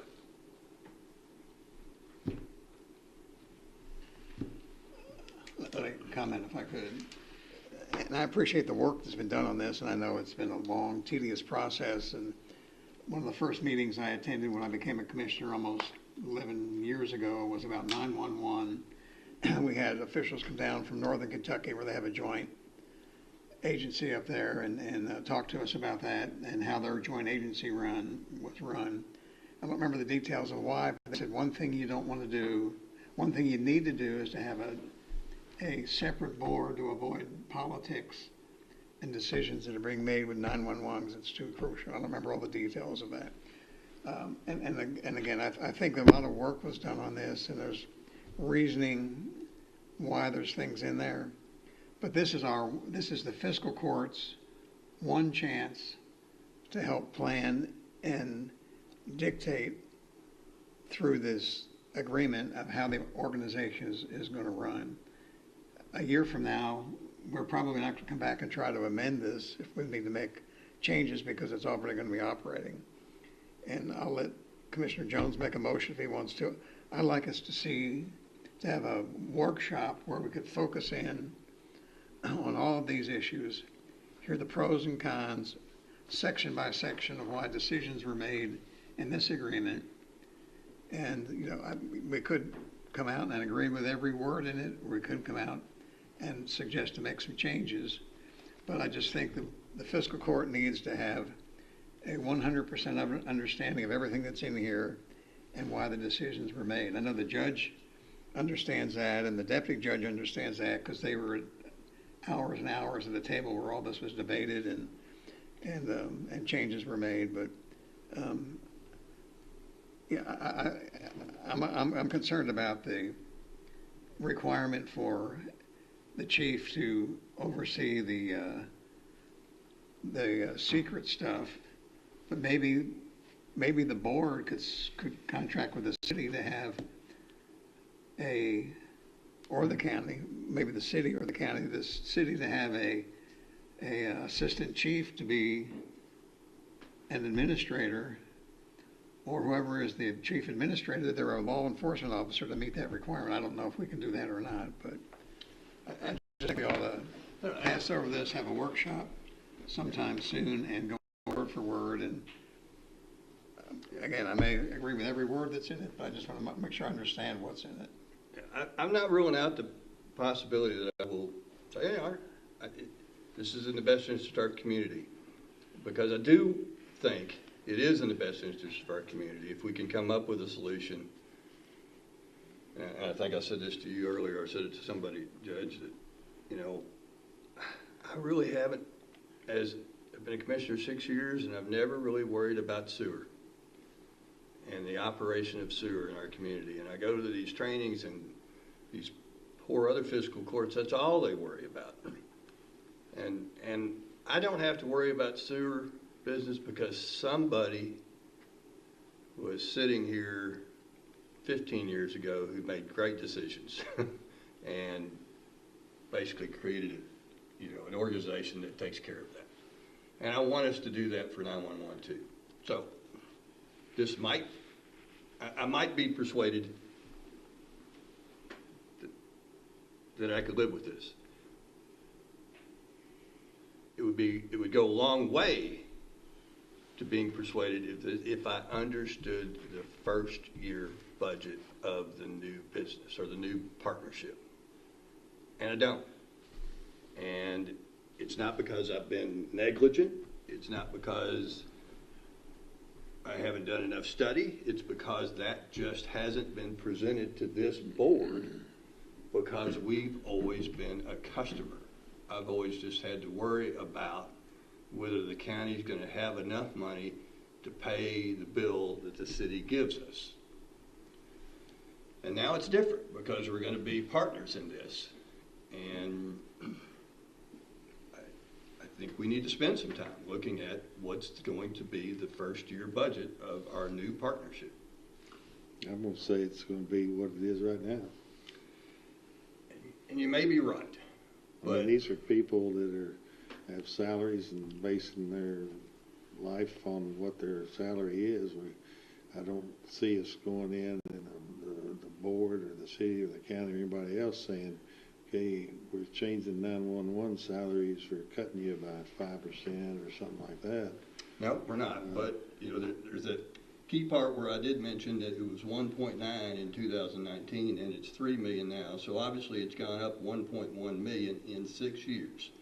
There's probably good reasons for that, but I need to know what they are. And I've also looked at the budgets of other communities our size, and they aren't as high as ours. So my question is not a dumb one. So who do we need in the room to answer? That is a great question. Who do we need in the room? Because I'm like, right. Nobody knew what this would look like because the county has never been a partner. It's been a customer, right? You're right with the invoice. Okay, this is new ground. I'll give you that, right? Never been plowed before, okay? So moving forward, then all the principals need to be in the room and figure this thing out, keeping in mind that this thing has been going on forever. So at this point, if we're going to move forward as quickly as possible, we need to get folks in the room, answer all the questions, make any adjustments in the contract. I mean, you guys talking about the secret stuff, and you don't know, is that really a thing? Or can anybody oversee this, or only certain people? And if that is, that's what it is. All right, let me dial in on that one more time. I do not dispute that there is a need for a law enforcement officer to supervise anyone who accesses the secret stuff. My question is that then a basis to say, and therefore the employees have to be city employees as opposed to new agency employees? And I'm not sure. I think that may be a bridge too far.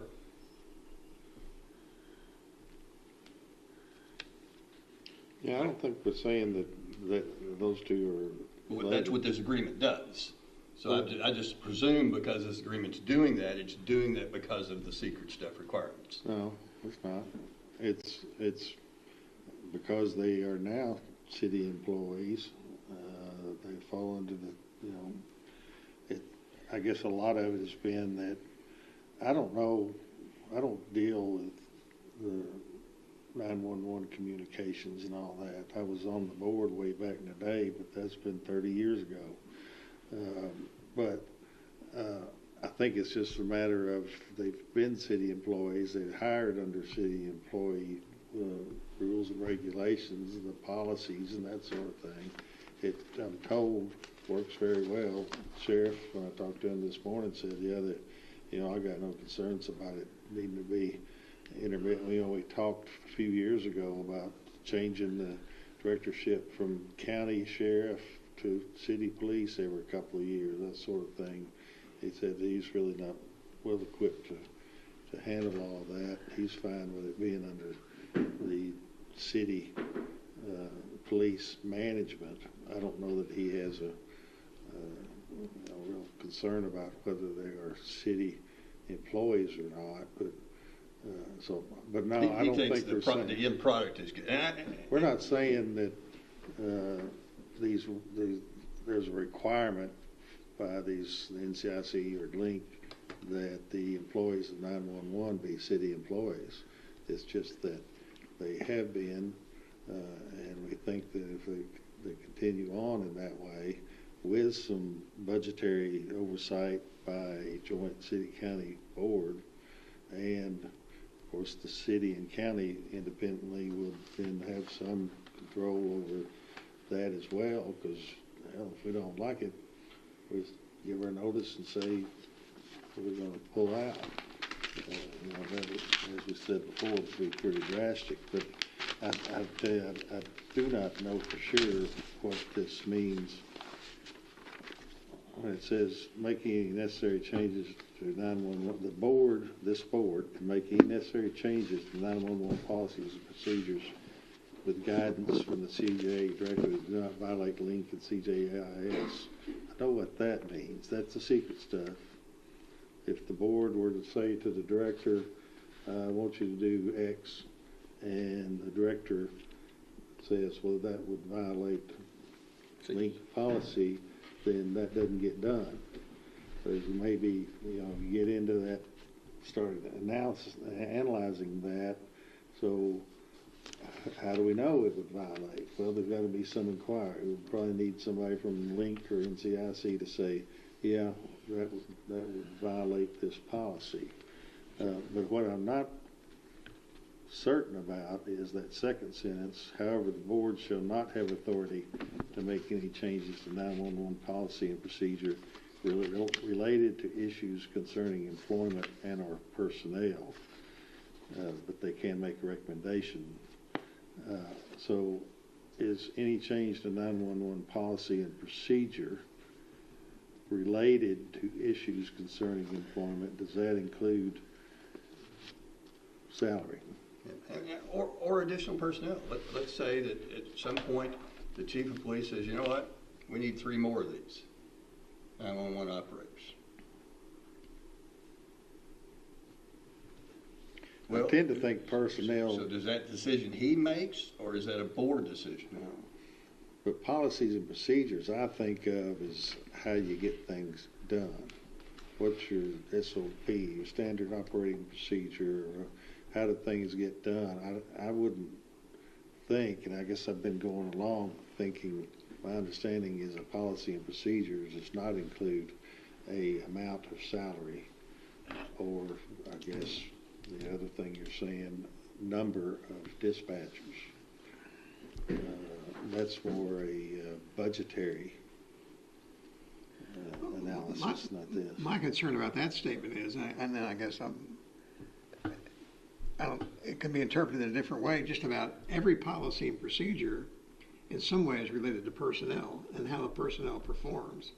The policies and procedures dictate how the employees should perform their duties in dispatching and stuff. Could you interpret this to say you can't do that because it involves personnel? I mean, everything involves personnel on priorities of dispatching, and I just... Well, so what's let's say myself, you mind if I use you as an example? Right? You go right ahead. We're the board, right? Duly appointed. We're the board. Okay, what the heck is our job? That is a great question. What? Because sometimes I think we can get in the way of some stuff. So what exactly are we supposed to do? What can they do? Yeah, tell me what we can do, and then we can move forward. Well, there's 7 delineated. Well, they get the meat. Here's the duties. They get to provide On page financial 3. oversight, but they don't get to choose. Yeah, I mean, it's kind of like, well, you're responsible for the company's success, but you don't get to pick the salaries of your company employees. What do we want? Do we want the board to have? The board did. Do we want the board to have some teeth or not? Why are you concluding that the board doesn't? Because we're going to put them in this impossible position of, well, if you think the city's paying too much, then just simply don't approve the budget. And that's just unfair to the board. I mean, who wants to serve on a board like that?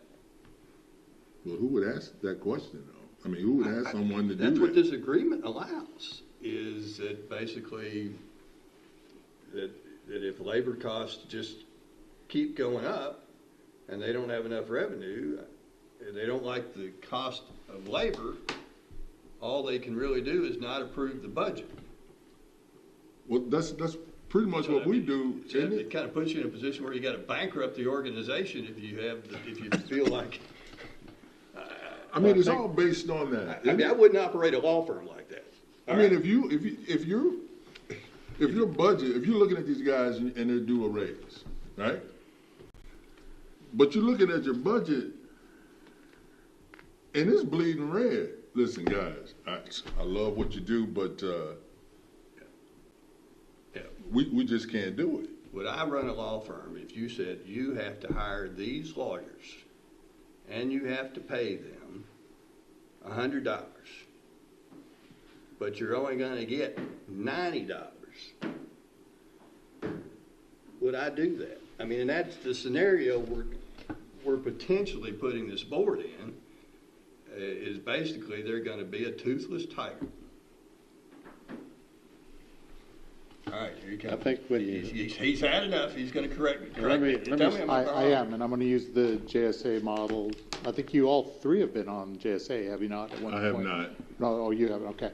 Well, JSA, that independent board, they decide their budget and who to hire and how much to pay them. They do all that. You say that's a successful model.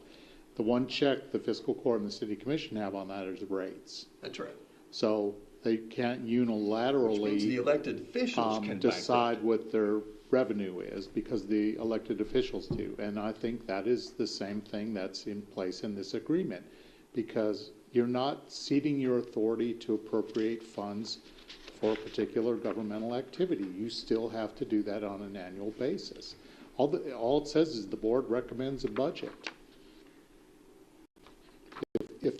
And it still has to go to the city and county, because that revenue stream belongs to the fiscal court and to the city commission. It does not belong to the board of directors.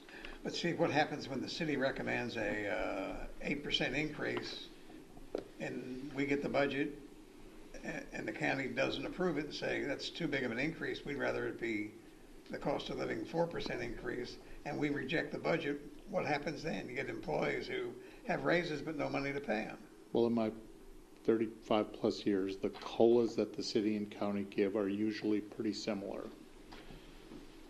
That I don't recall any one year where anybody handed out, raises that were so big and across the board like that. I think it's possible, but not very. But we are different. Not very likely. We are different entities, and the truth is, this entity decides its COLA on an annual basis, and our sister entity decides increases sometimes.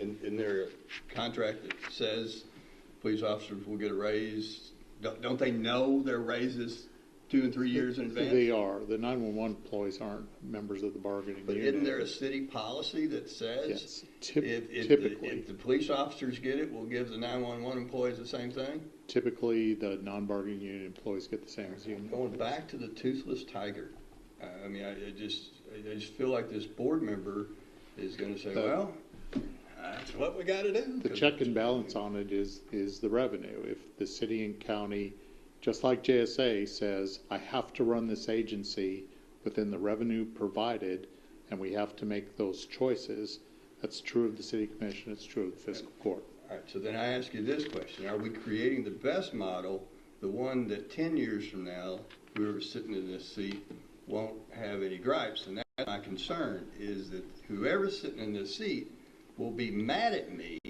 for voting for this and will never like it, and it will be a constant burr as opposed to a more perfect union. We have the benefit of hindsight because we had the other business model, the one where the board was independent, but not really, because they didn't get to decide their revenues. But there was a board that did everything. They hired the executive director, they dealt with personnel issues, they decided the budget. And I think in large part why that fiscal court now was in the second, or it was in one of the waning years of the Newberry administration, was because the sheriff at the time was so unhappy with the way dispatch was run from that business model. It was poorly run. That clearly is the model we don't want. It's the model we don't want. So the question is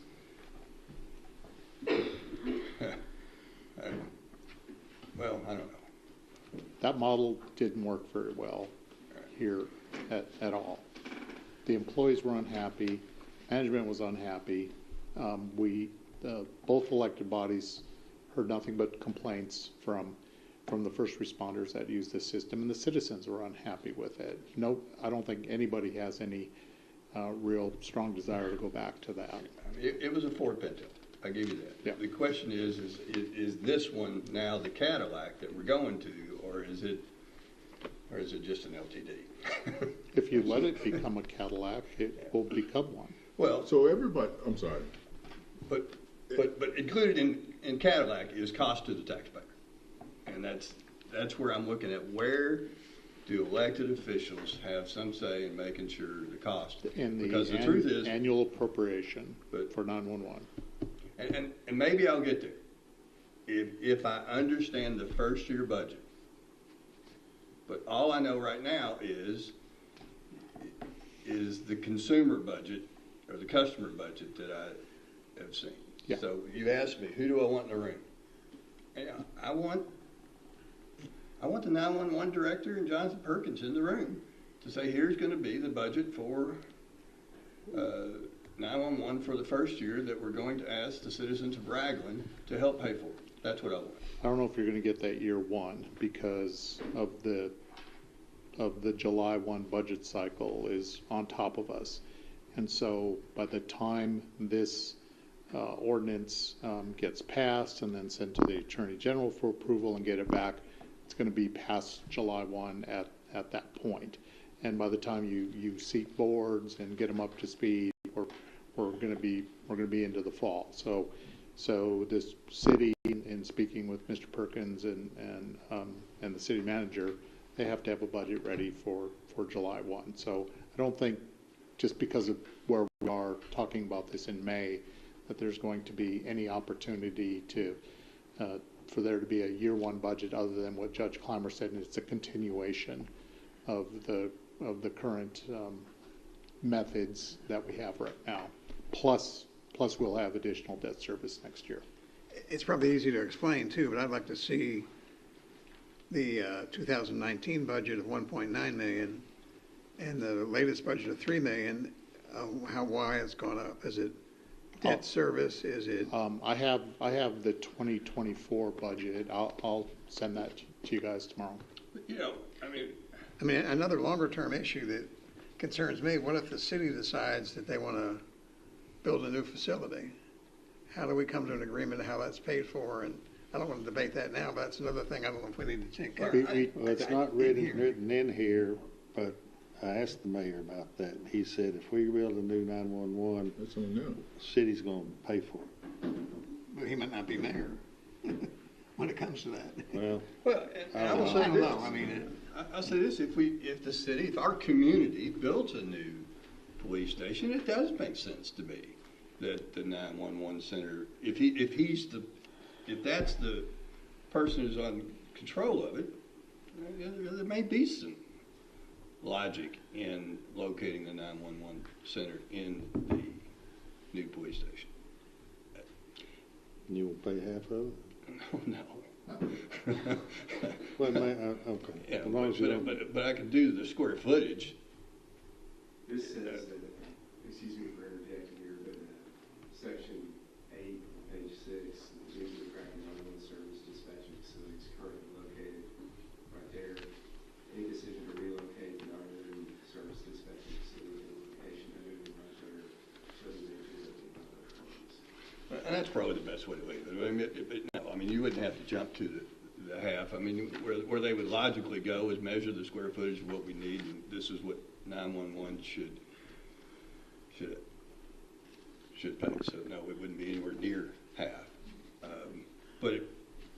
But that might be forward thinking, and again, I go back to trying to reach an agreement so that whoever's sitting in this chair doesn't have another burr in his salary or in his seat, because not only will be mad because he doesn't have any say on the salary issue, he's not going to be, is he going to be mad about that issue? I think we're missing out on this. Look more at this on page 3, the discharge of duties, 4B2. It says that the board will provide financial oversight, including adoption of an annual operating budget to meet the continuing expenditures of the organization. Obviously, salaries of the 911 employees falls under that. When we look at what we were talking about earlier under VII, it's talking about policies and procedures of 911, and I don't think salary amount is a policy and policies and procedures are recurring, policies and procedures, how you do things. Well, then, could we say that in here, that the board will set the salaries? I think it does over here, but if we want to spell it out more clearly, does that take care of it? Does that cure the problem? I don't know. How then does the fiscal court, I mean, it all goes back to what's the baseline we're starting at. If as a commissioner, I get comfortable with the baseline, which I'm not quite ready to accept that an hours long of discussion with Jonathan Perkins and the 911 director wouldn't give us some greater knowledge as to what the baseline of the cost of the operation would be. I mean, Well, I think we can conclude that it's going to be what it is right now, no less. And what if Here's why I think you're wrong. Do we want to say, okay, we're going to do this agreement, what we need for you to cut your operations by 10% or whatever. That's one thing. The other is, and we've heard it from Doolittle and others, I think, paying for a system that is more expensive than it should be is still a heck of a lot cheaper than paying 100% of a more modestly priced system. So say they're 20% higher than they should be on costs. As long as they're not 50% higher, if we join up, we're saving more money than what it would be if we were to do our own system. And I think that's maybe the bottom line of it is we've got a system that's working well. We can dig in. We can make sure that this says what I think it says and put under that annual operating budget to meet the continuing expenditures of the organization, including salaries, just to make it more clear. And that would then give us more guidance that this, when we hear about policies and procedures, does not include salaries. It sounds like that's 90% of what the heartburn is.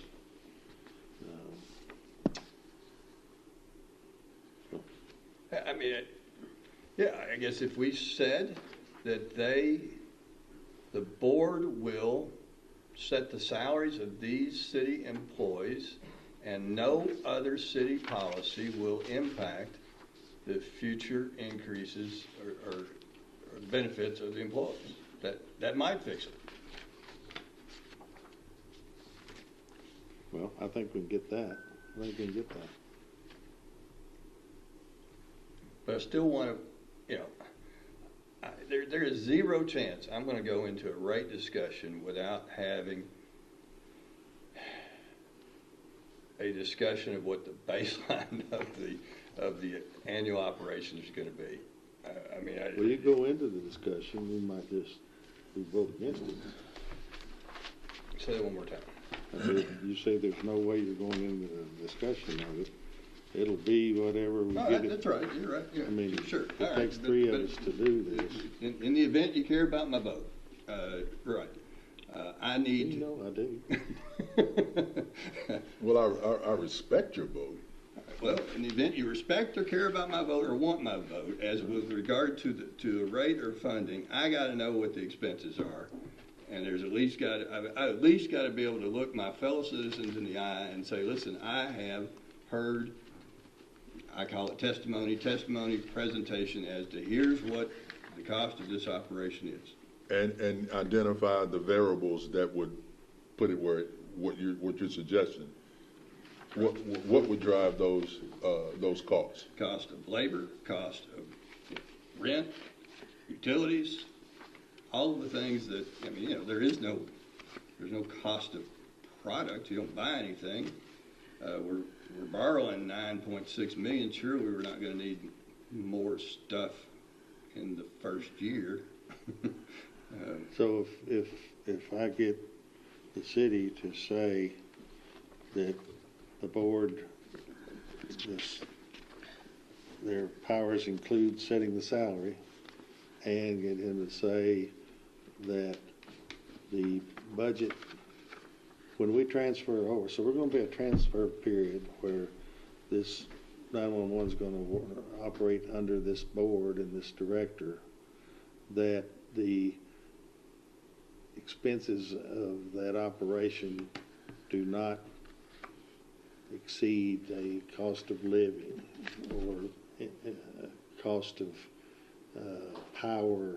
You know, we can't hold them to saying can't increase the cost of the operation because if, say, power goes up 10%.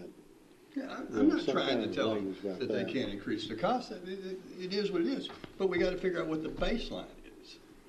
Because there is always going to be a natural built-in incentive, if I'm the city in this scenario, to say, yeah, this cost a whole bunch, and we need to defer as much of this operation as we can to the user fee of the 911 so that we can have more money to run the city. And I'm not saying that's bad. That's what they should do.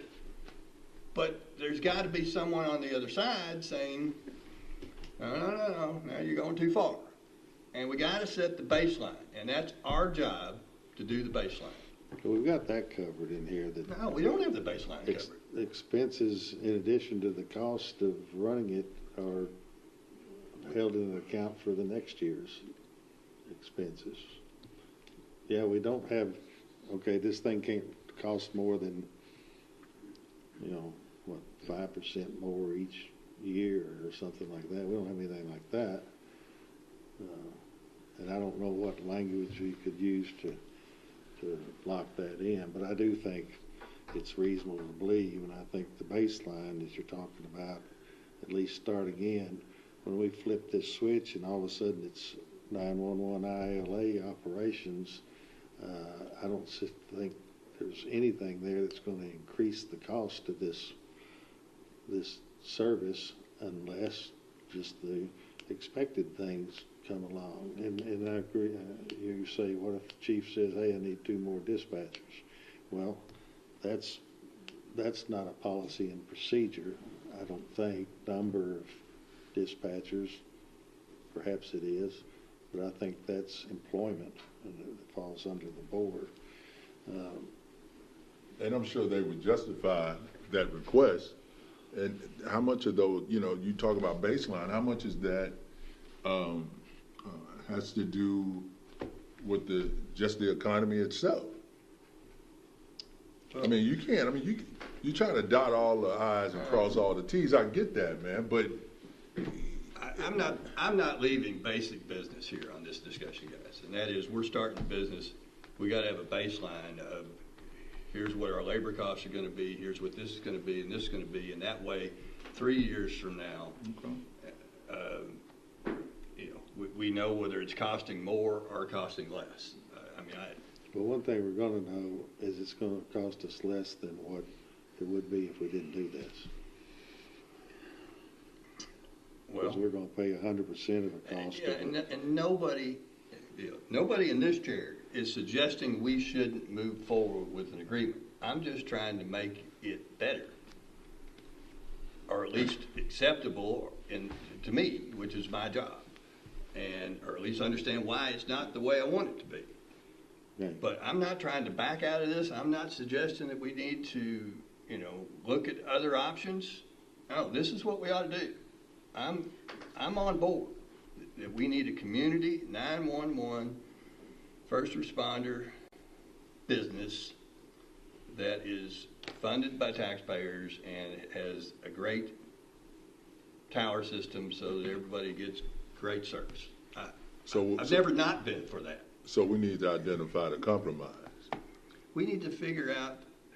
Because you're not going to get it all your way, or the fiscal court's way. That's not. If it was reversed, and we're looking at this contract, and it's us. We all the employees are under the authority of McCracken County Fiscal Court. All right, so the partners across the street, they're like, well, hell, that's not going to work. Well, do we want it to work? We can make it work. We can make it work, but I'm not going to blindly say, hey, let's do this. I'm not sure how much it costs, and I'm going to figure out a rate based on information that is not how much it costs. I've got a couple of questions, and I want to make a point about something. Has the county attorney, have you reviewed this and read it? I have. You have. Did you have any concerns? I don't need you to go over those, right? We had some concerns at first, but they've been addressed. Okay. And see, that would help us as part of the discussion. You could say, here's what my concern was, but it was resolved with an explanation. At some point, we could get through that. Okay. And another thing is on the salary thing. The reason the Joint Sewer Agency has been successful is it was an independent agency, and that board decided the salaries. If when they merged the sewer districts, if the city would have set the salaries of the employees and the sewer district board had to accept that, they probably would not be in as financial condition that they are now, because that policy procedure just doesn't work. And one more thing, and again, we haven't decided on the fee schedule. I think I support the concept of the idea of what the fee schedule is going to be, but I'd like to hear more discussion of it, more details of whether or not that not only will pay at least a good portion of the immediate cost, but will there be any projection of increases to pay higher costs through inflation and stuff? I don't know whether we have that, so I'd like to see some of that. Two other things referred to in here are Exhibits A and Exhibit B, which is assets. We haven't seen that asset list yet of what assets each agency will apply to it and which assets would be jointly owned. That's important to know in case, excuse me, something happens that 5 years from now we want to abandon this. I just think we need to have a workshop where we can go through this line by line and not jump back and forth on different things. Hey, could we, let me Go ahead. let's take about 10 minutes. Okay. So we're going to be here for another 20 or 30 anyway, it sounds like. Let's take a little break. Okay. I need to go take a break. Okay, fine.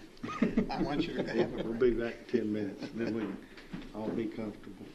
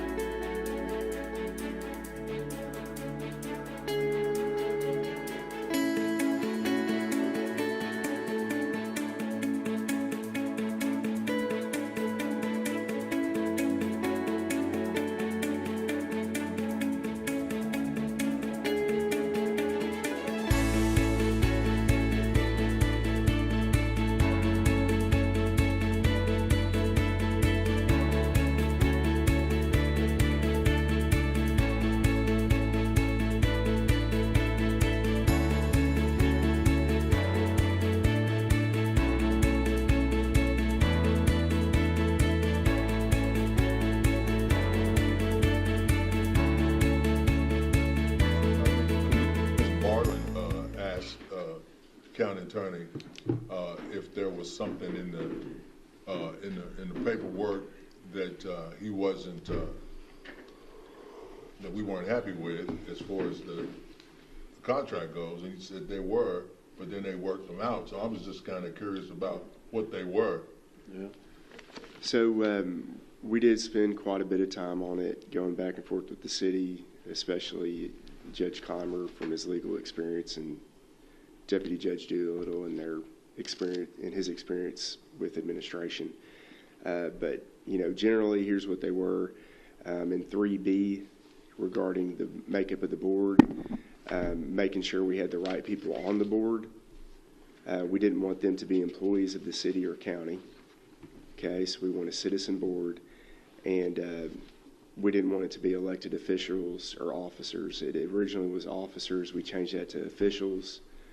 I think y'all were there for that discussion, actually, because it could have been limited. If it were just officers, you could keep out like the clerk, the sheriff, but then you could have city commissioners and county commissioners serve.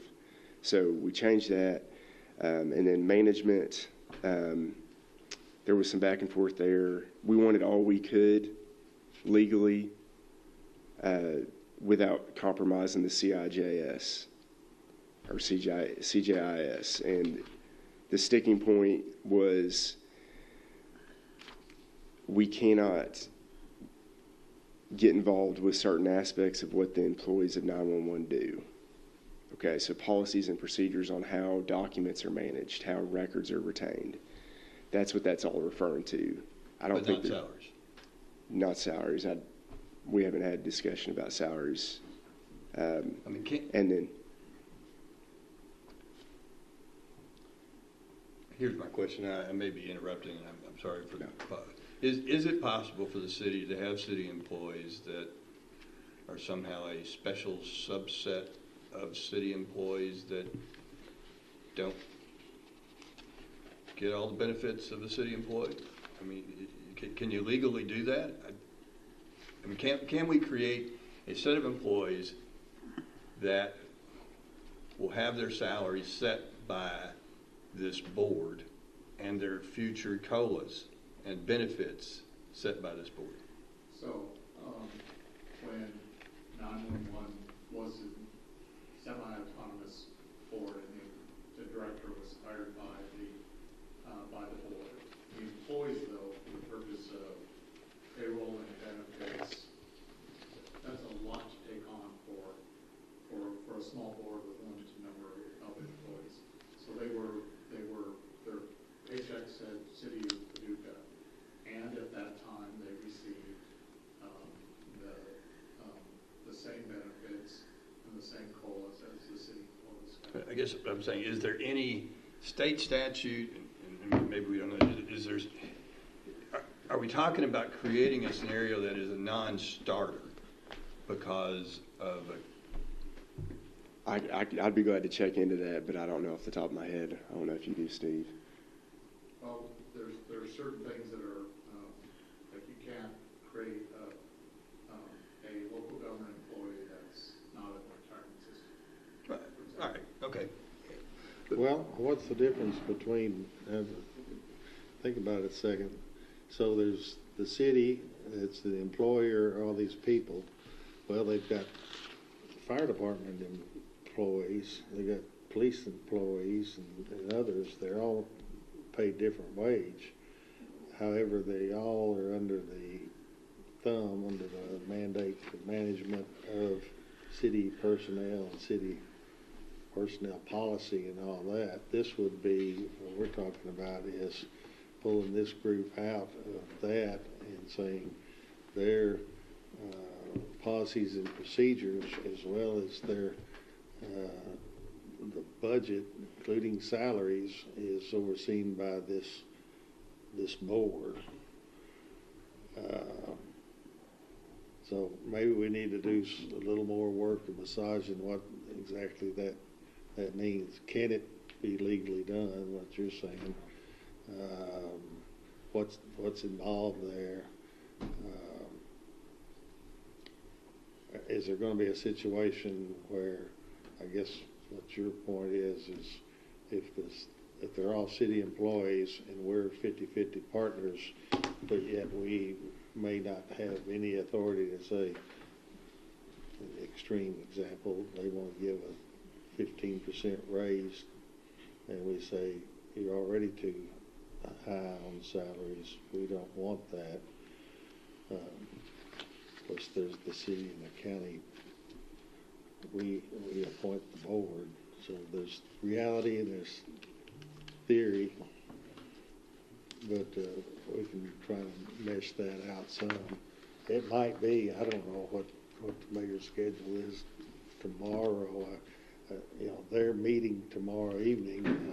As far as I know, I think that they're going to have their first reading and let this thing sail right on. Well, I think I can maybe get with him and say, here's our concerns, and it may not be too late to just go ahead and amend that language to include. I feel pretty comfortable about the budget, including salaries, but now you got to be thinking about how does that actually work. Yeah, I don't know that it can't work. I'm just trying to think of another example where they've done it. Yeah. Or maybe they'll go ahead and do that, in one day and get all that done. It'd be difficult probably, but maybe they go on and do their first reading, and then in the second reading, we add the clarifying language of here's how this really operates, and put that language in here. Those two things. Does the board oversee the full budget and what was that thing? The baseline cost. Yeah, we can't come up with that tonight, and we can't come up with a list of assets. Can we add a line to the responsibilities of the board to clarify that the board shall recommend as part of the budget process salaries and benefits of all employees? Could we put a line in there to clarify that? Yeah, that's what I'm talking about. Okay. On that. If we can do that. That's on that 4BII, provide financial oversight, including adoption of an annual operating budget to meet the continuing expenditures, including salary and benefits. Right. Well, and I think you got to say no other city policy will, when it comes to health insurance and benefits, nobody's in really control of those things. But I'm concerned that there kind of is this other city policy that will say they're going to have to suspend the city policy, right? I hadn't read it, but somebody's told me about it. We talked about it in one of our last meetings, that there's a policy that basically says whatever the fire and police get, all other city employees get too. All right, so I'm not dreaming that up. I seem to remember some. Yeah, those are typically, they don't have COLA. Those union groups don't get COLAs. They just get what they negotiated. It's typically about the same as COLA. So it's not something exceptional on the annual increases.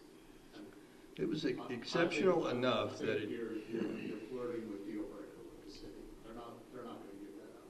They're not going to give up pay of their employees. I don't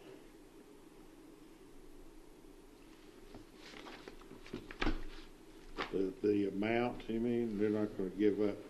Well, the way I read this, I don't know, Cade, where you come down on it, but when it says provide financial oversight, including the adoption of an annual operating budget to meet the continuing expenditures of the organization, and the only other thing that even implicates that to me is over there on VII, but that's talking about the board cannot have authority to make changes to policies and procedures related to issues concerning employment and or personnel. I don't think that the amount of money that a person makes is a policy and procedure related to employment. I don't think. And if you're right, they should have no problem Yeah. spelling it out so that we're not wondering about that. So if we think that the city is not going to agree, I mean, I don't know what discussions they've had internally. I have my, interpretation of what that means. Maybe the city has a different one, that no, they're going to decide how much, what's the salary of a 911 employee, that maybe the city does believe that they're going to set that and not this board. I mean, and as a practical matter, I mean, do we see that now, I guess there's some concern right now that the cost of that thing is higher than maybe we think it should be. Do we think that the salary of the 911 folks is higher? Well, so what if we do? We're not going to go in there and demand that they get a pay decrease. We're going to keep them on board at whatever rate it is. And are we talking about then the city's going to give, I mean, they gave, I don't know what, a higher COLA than we did just up in the next budget. It was 1% higher or something. I think we're talking about small numbers. But I get the theory of we need to have some input on that. But perhaps if the board has a strong voice on what the 911 people should be paid, I don't know how you work that in along with them being city employees and have rights. I don't know that I know that they're overpaid. I'm not suggesting you're overpaid. I'm just saying that the number is bigger for this community than it is other communities. It just is. I don't know why.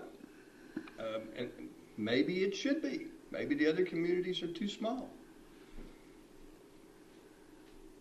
But So as we sit here, I don't think any one of us know. Let's say we find out and say. What other communities are you talking about? Bowling Green, Henderson. I think we got an email from the mayor of Henderson saying, "Oh my God, I saw this. You know that their cost of 911 was $1.3 million, and they just couldn't get a grip on."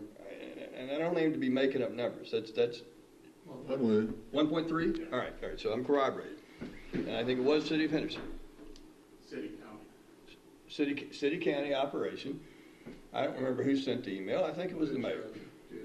And he said, "What are y'all doing for yours? Ours is, costing way too much at 1.3." And I thought, that ain't nothing, dude. And Henderson's much larger community. No, they're about 45,000 in their county, and we're 65,000. But Does that make a difference? I would think it would. Well, they're a third smaller than we are now. all right, so maybe that's so maybe some additional employee. So it might make a difference. I agree with you, but I should understand it, and I don't. Okay. Well, I think we covered all of it. So somebody gonna make a motion to table it then? I move to table. Second. Okay. Were you? Okay, so the one issue we're going to resolve then is the employment issue. Are we good with everything else in it? If we resolve it? I hope so. Assets. Well, yeah, we don't have that scheduled. Yeah. And baseline. I think we should know the baseline for the operations. Okay,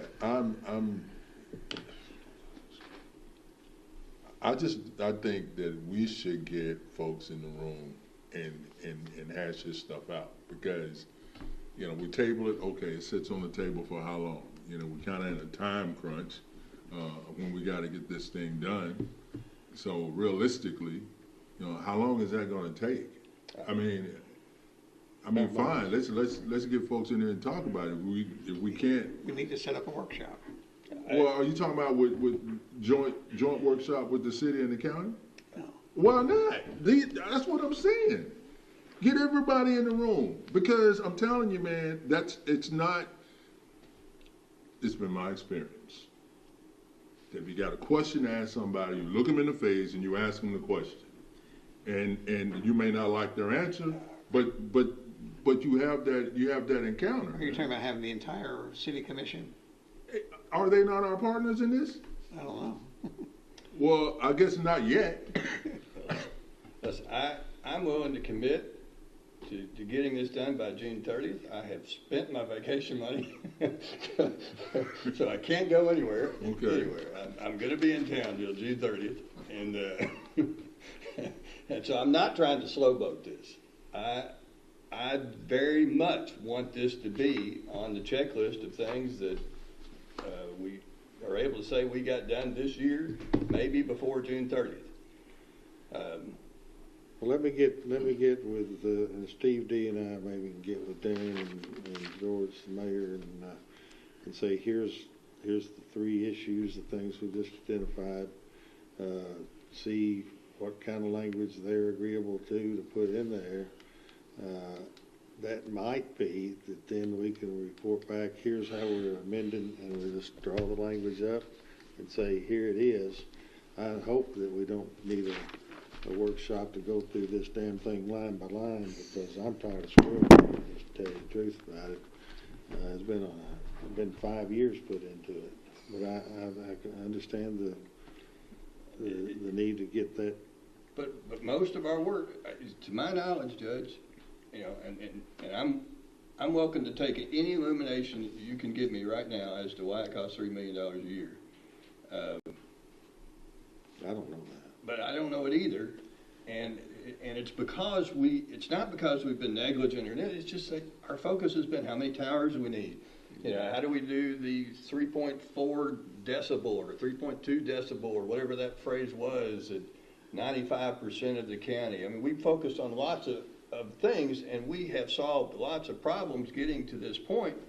And we are, frankly, we're in the red zone with this. We're not at the 1 yard line. We're at the red zone. In the red zone. That's it. I mean, we also need Steve, we need the revenue estimates, the detail on the revenue estimates, and the expenses, the assets, and then a line to clarify that the board would recommend salary increases as part of its budget. Is that the issues? What I heard. Let's see what we can just get done internally in the next couple of days. I don't know, hopefully they're in town and have some time to deal with it. I will. And if we feel like we still need a workshop, I'm hoping that those three things can be answered to our satisfaction, or at least get more information on them. Maybe we can go forward, because I think they're gonna approve it tomorrow night, and it may be by 2 weeks we're meeting the same night. We're meeting on the 28th, Tuesday, like they are, because the 27th is Memorial Day. And so, if we got it all wrapped up, everybody felt comfortable and communicated back and forth and all that, perhaps we'd want to do a joint meeting to adopt the thing. We'll have our regular business meeting. We could join with them for, whatever, 20 minutes or whatever. And if there's still more questions, does this mean I read this to say this and we're on the record? Yeah, that's what that means. We're going to want it to say it in writing, but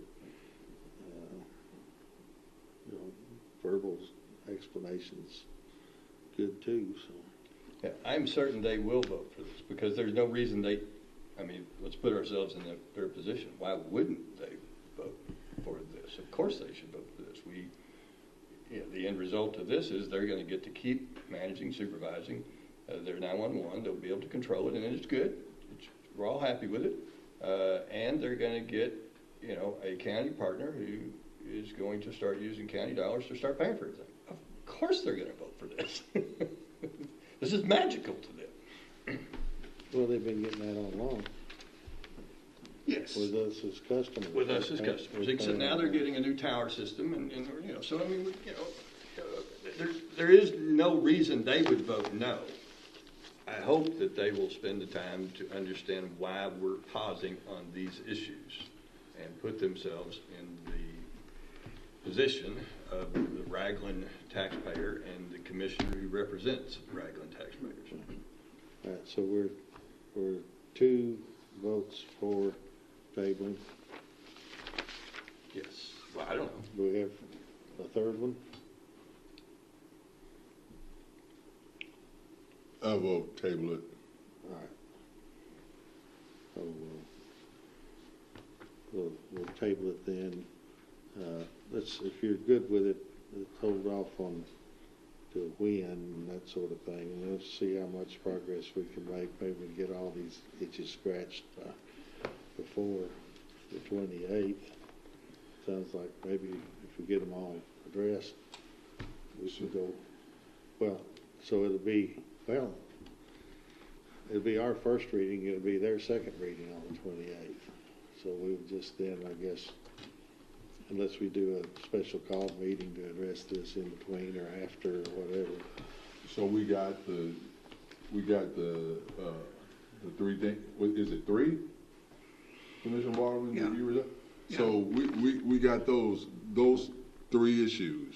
Mm-hmm. Is that what? Well, we've got, the issue is clarifying Right. salary. Right. I think you wrote those down, didn't you? Yeah, the budget, the assets, Right. and then the revenue. Okay, so that's what we need clarity on. Yeah.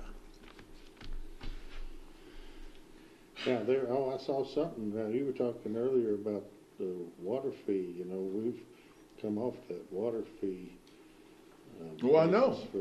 I be know. It occupied looked parcel. real good to me, but we've gone a different direction. So Yeah. I mean, You're okay with that?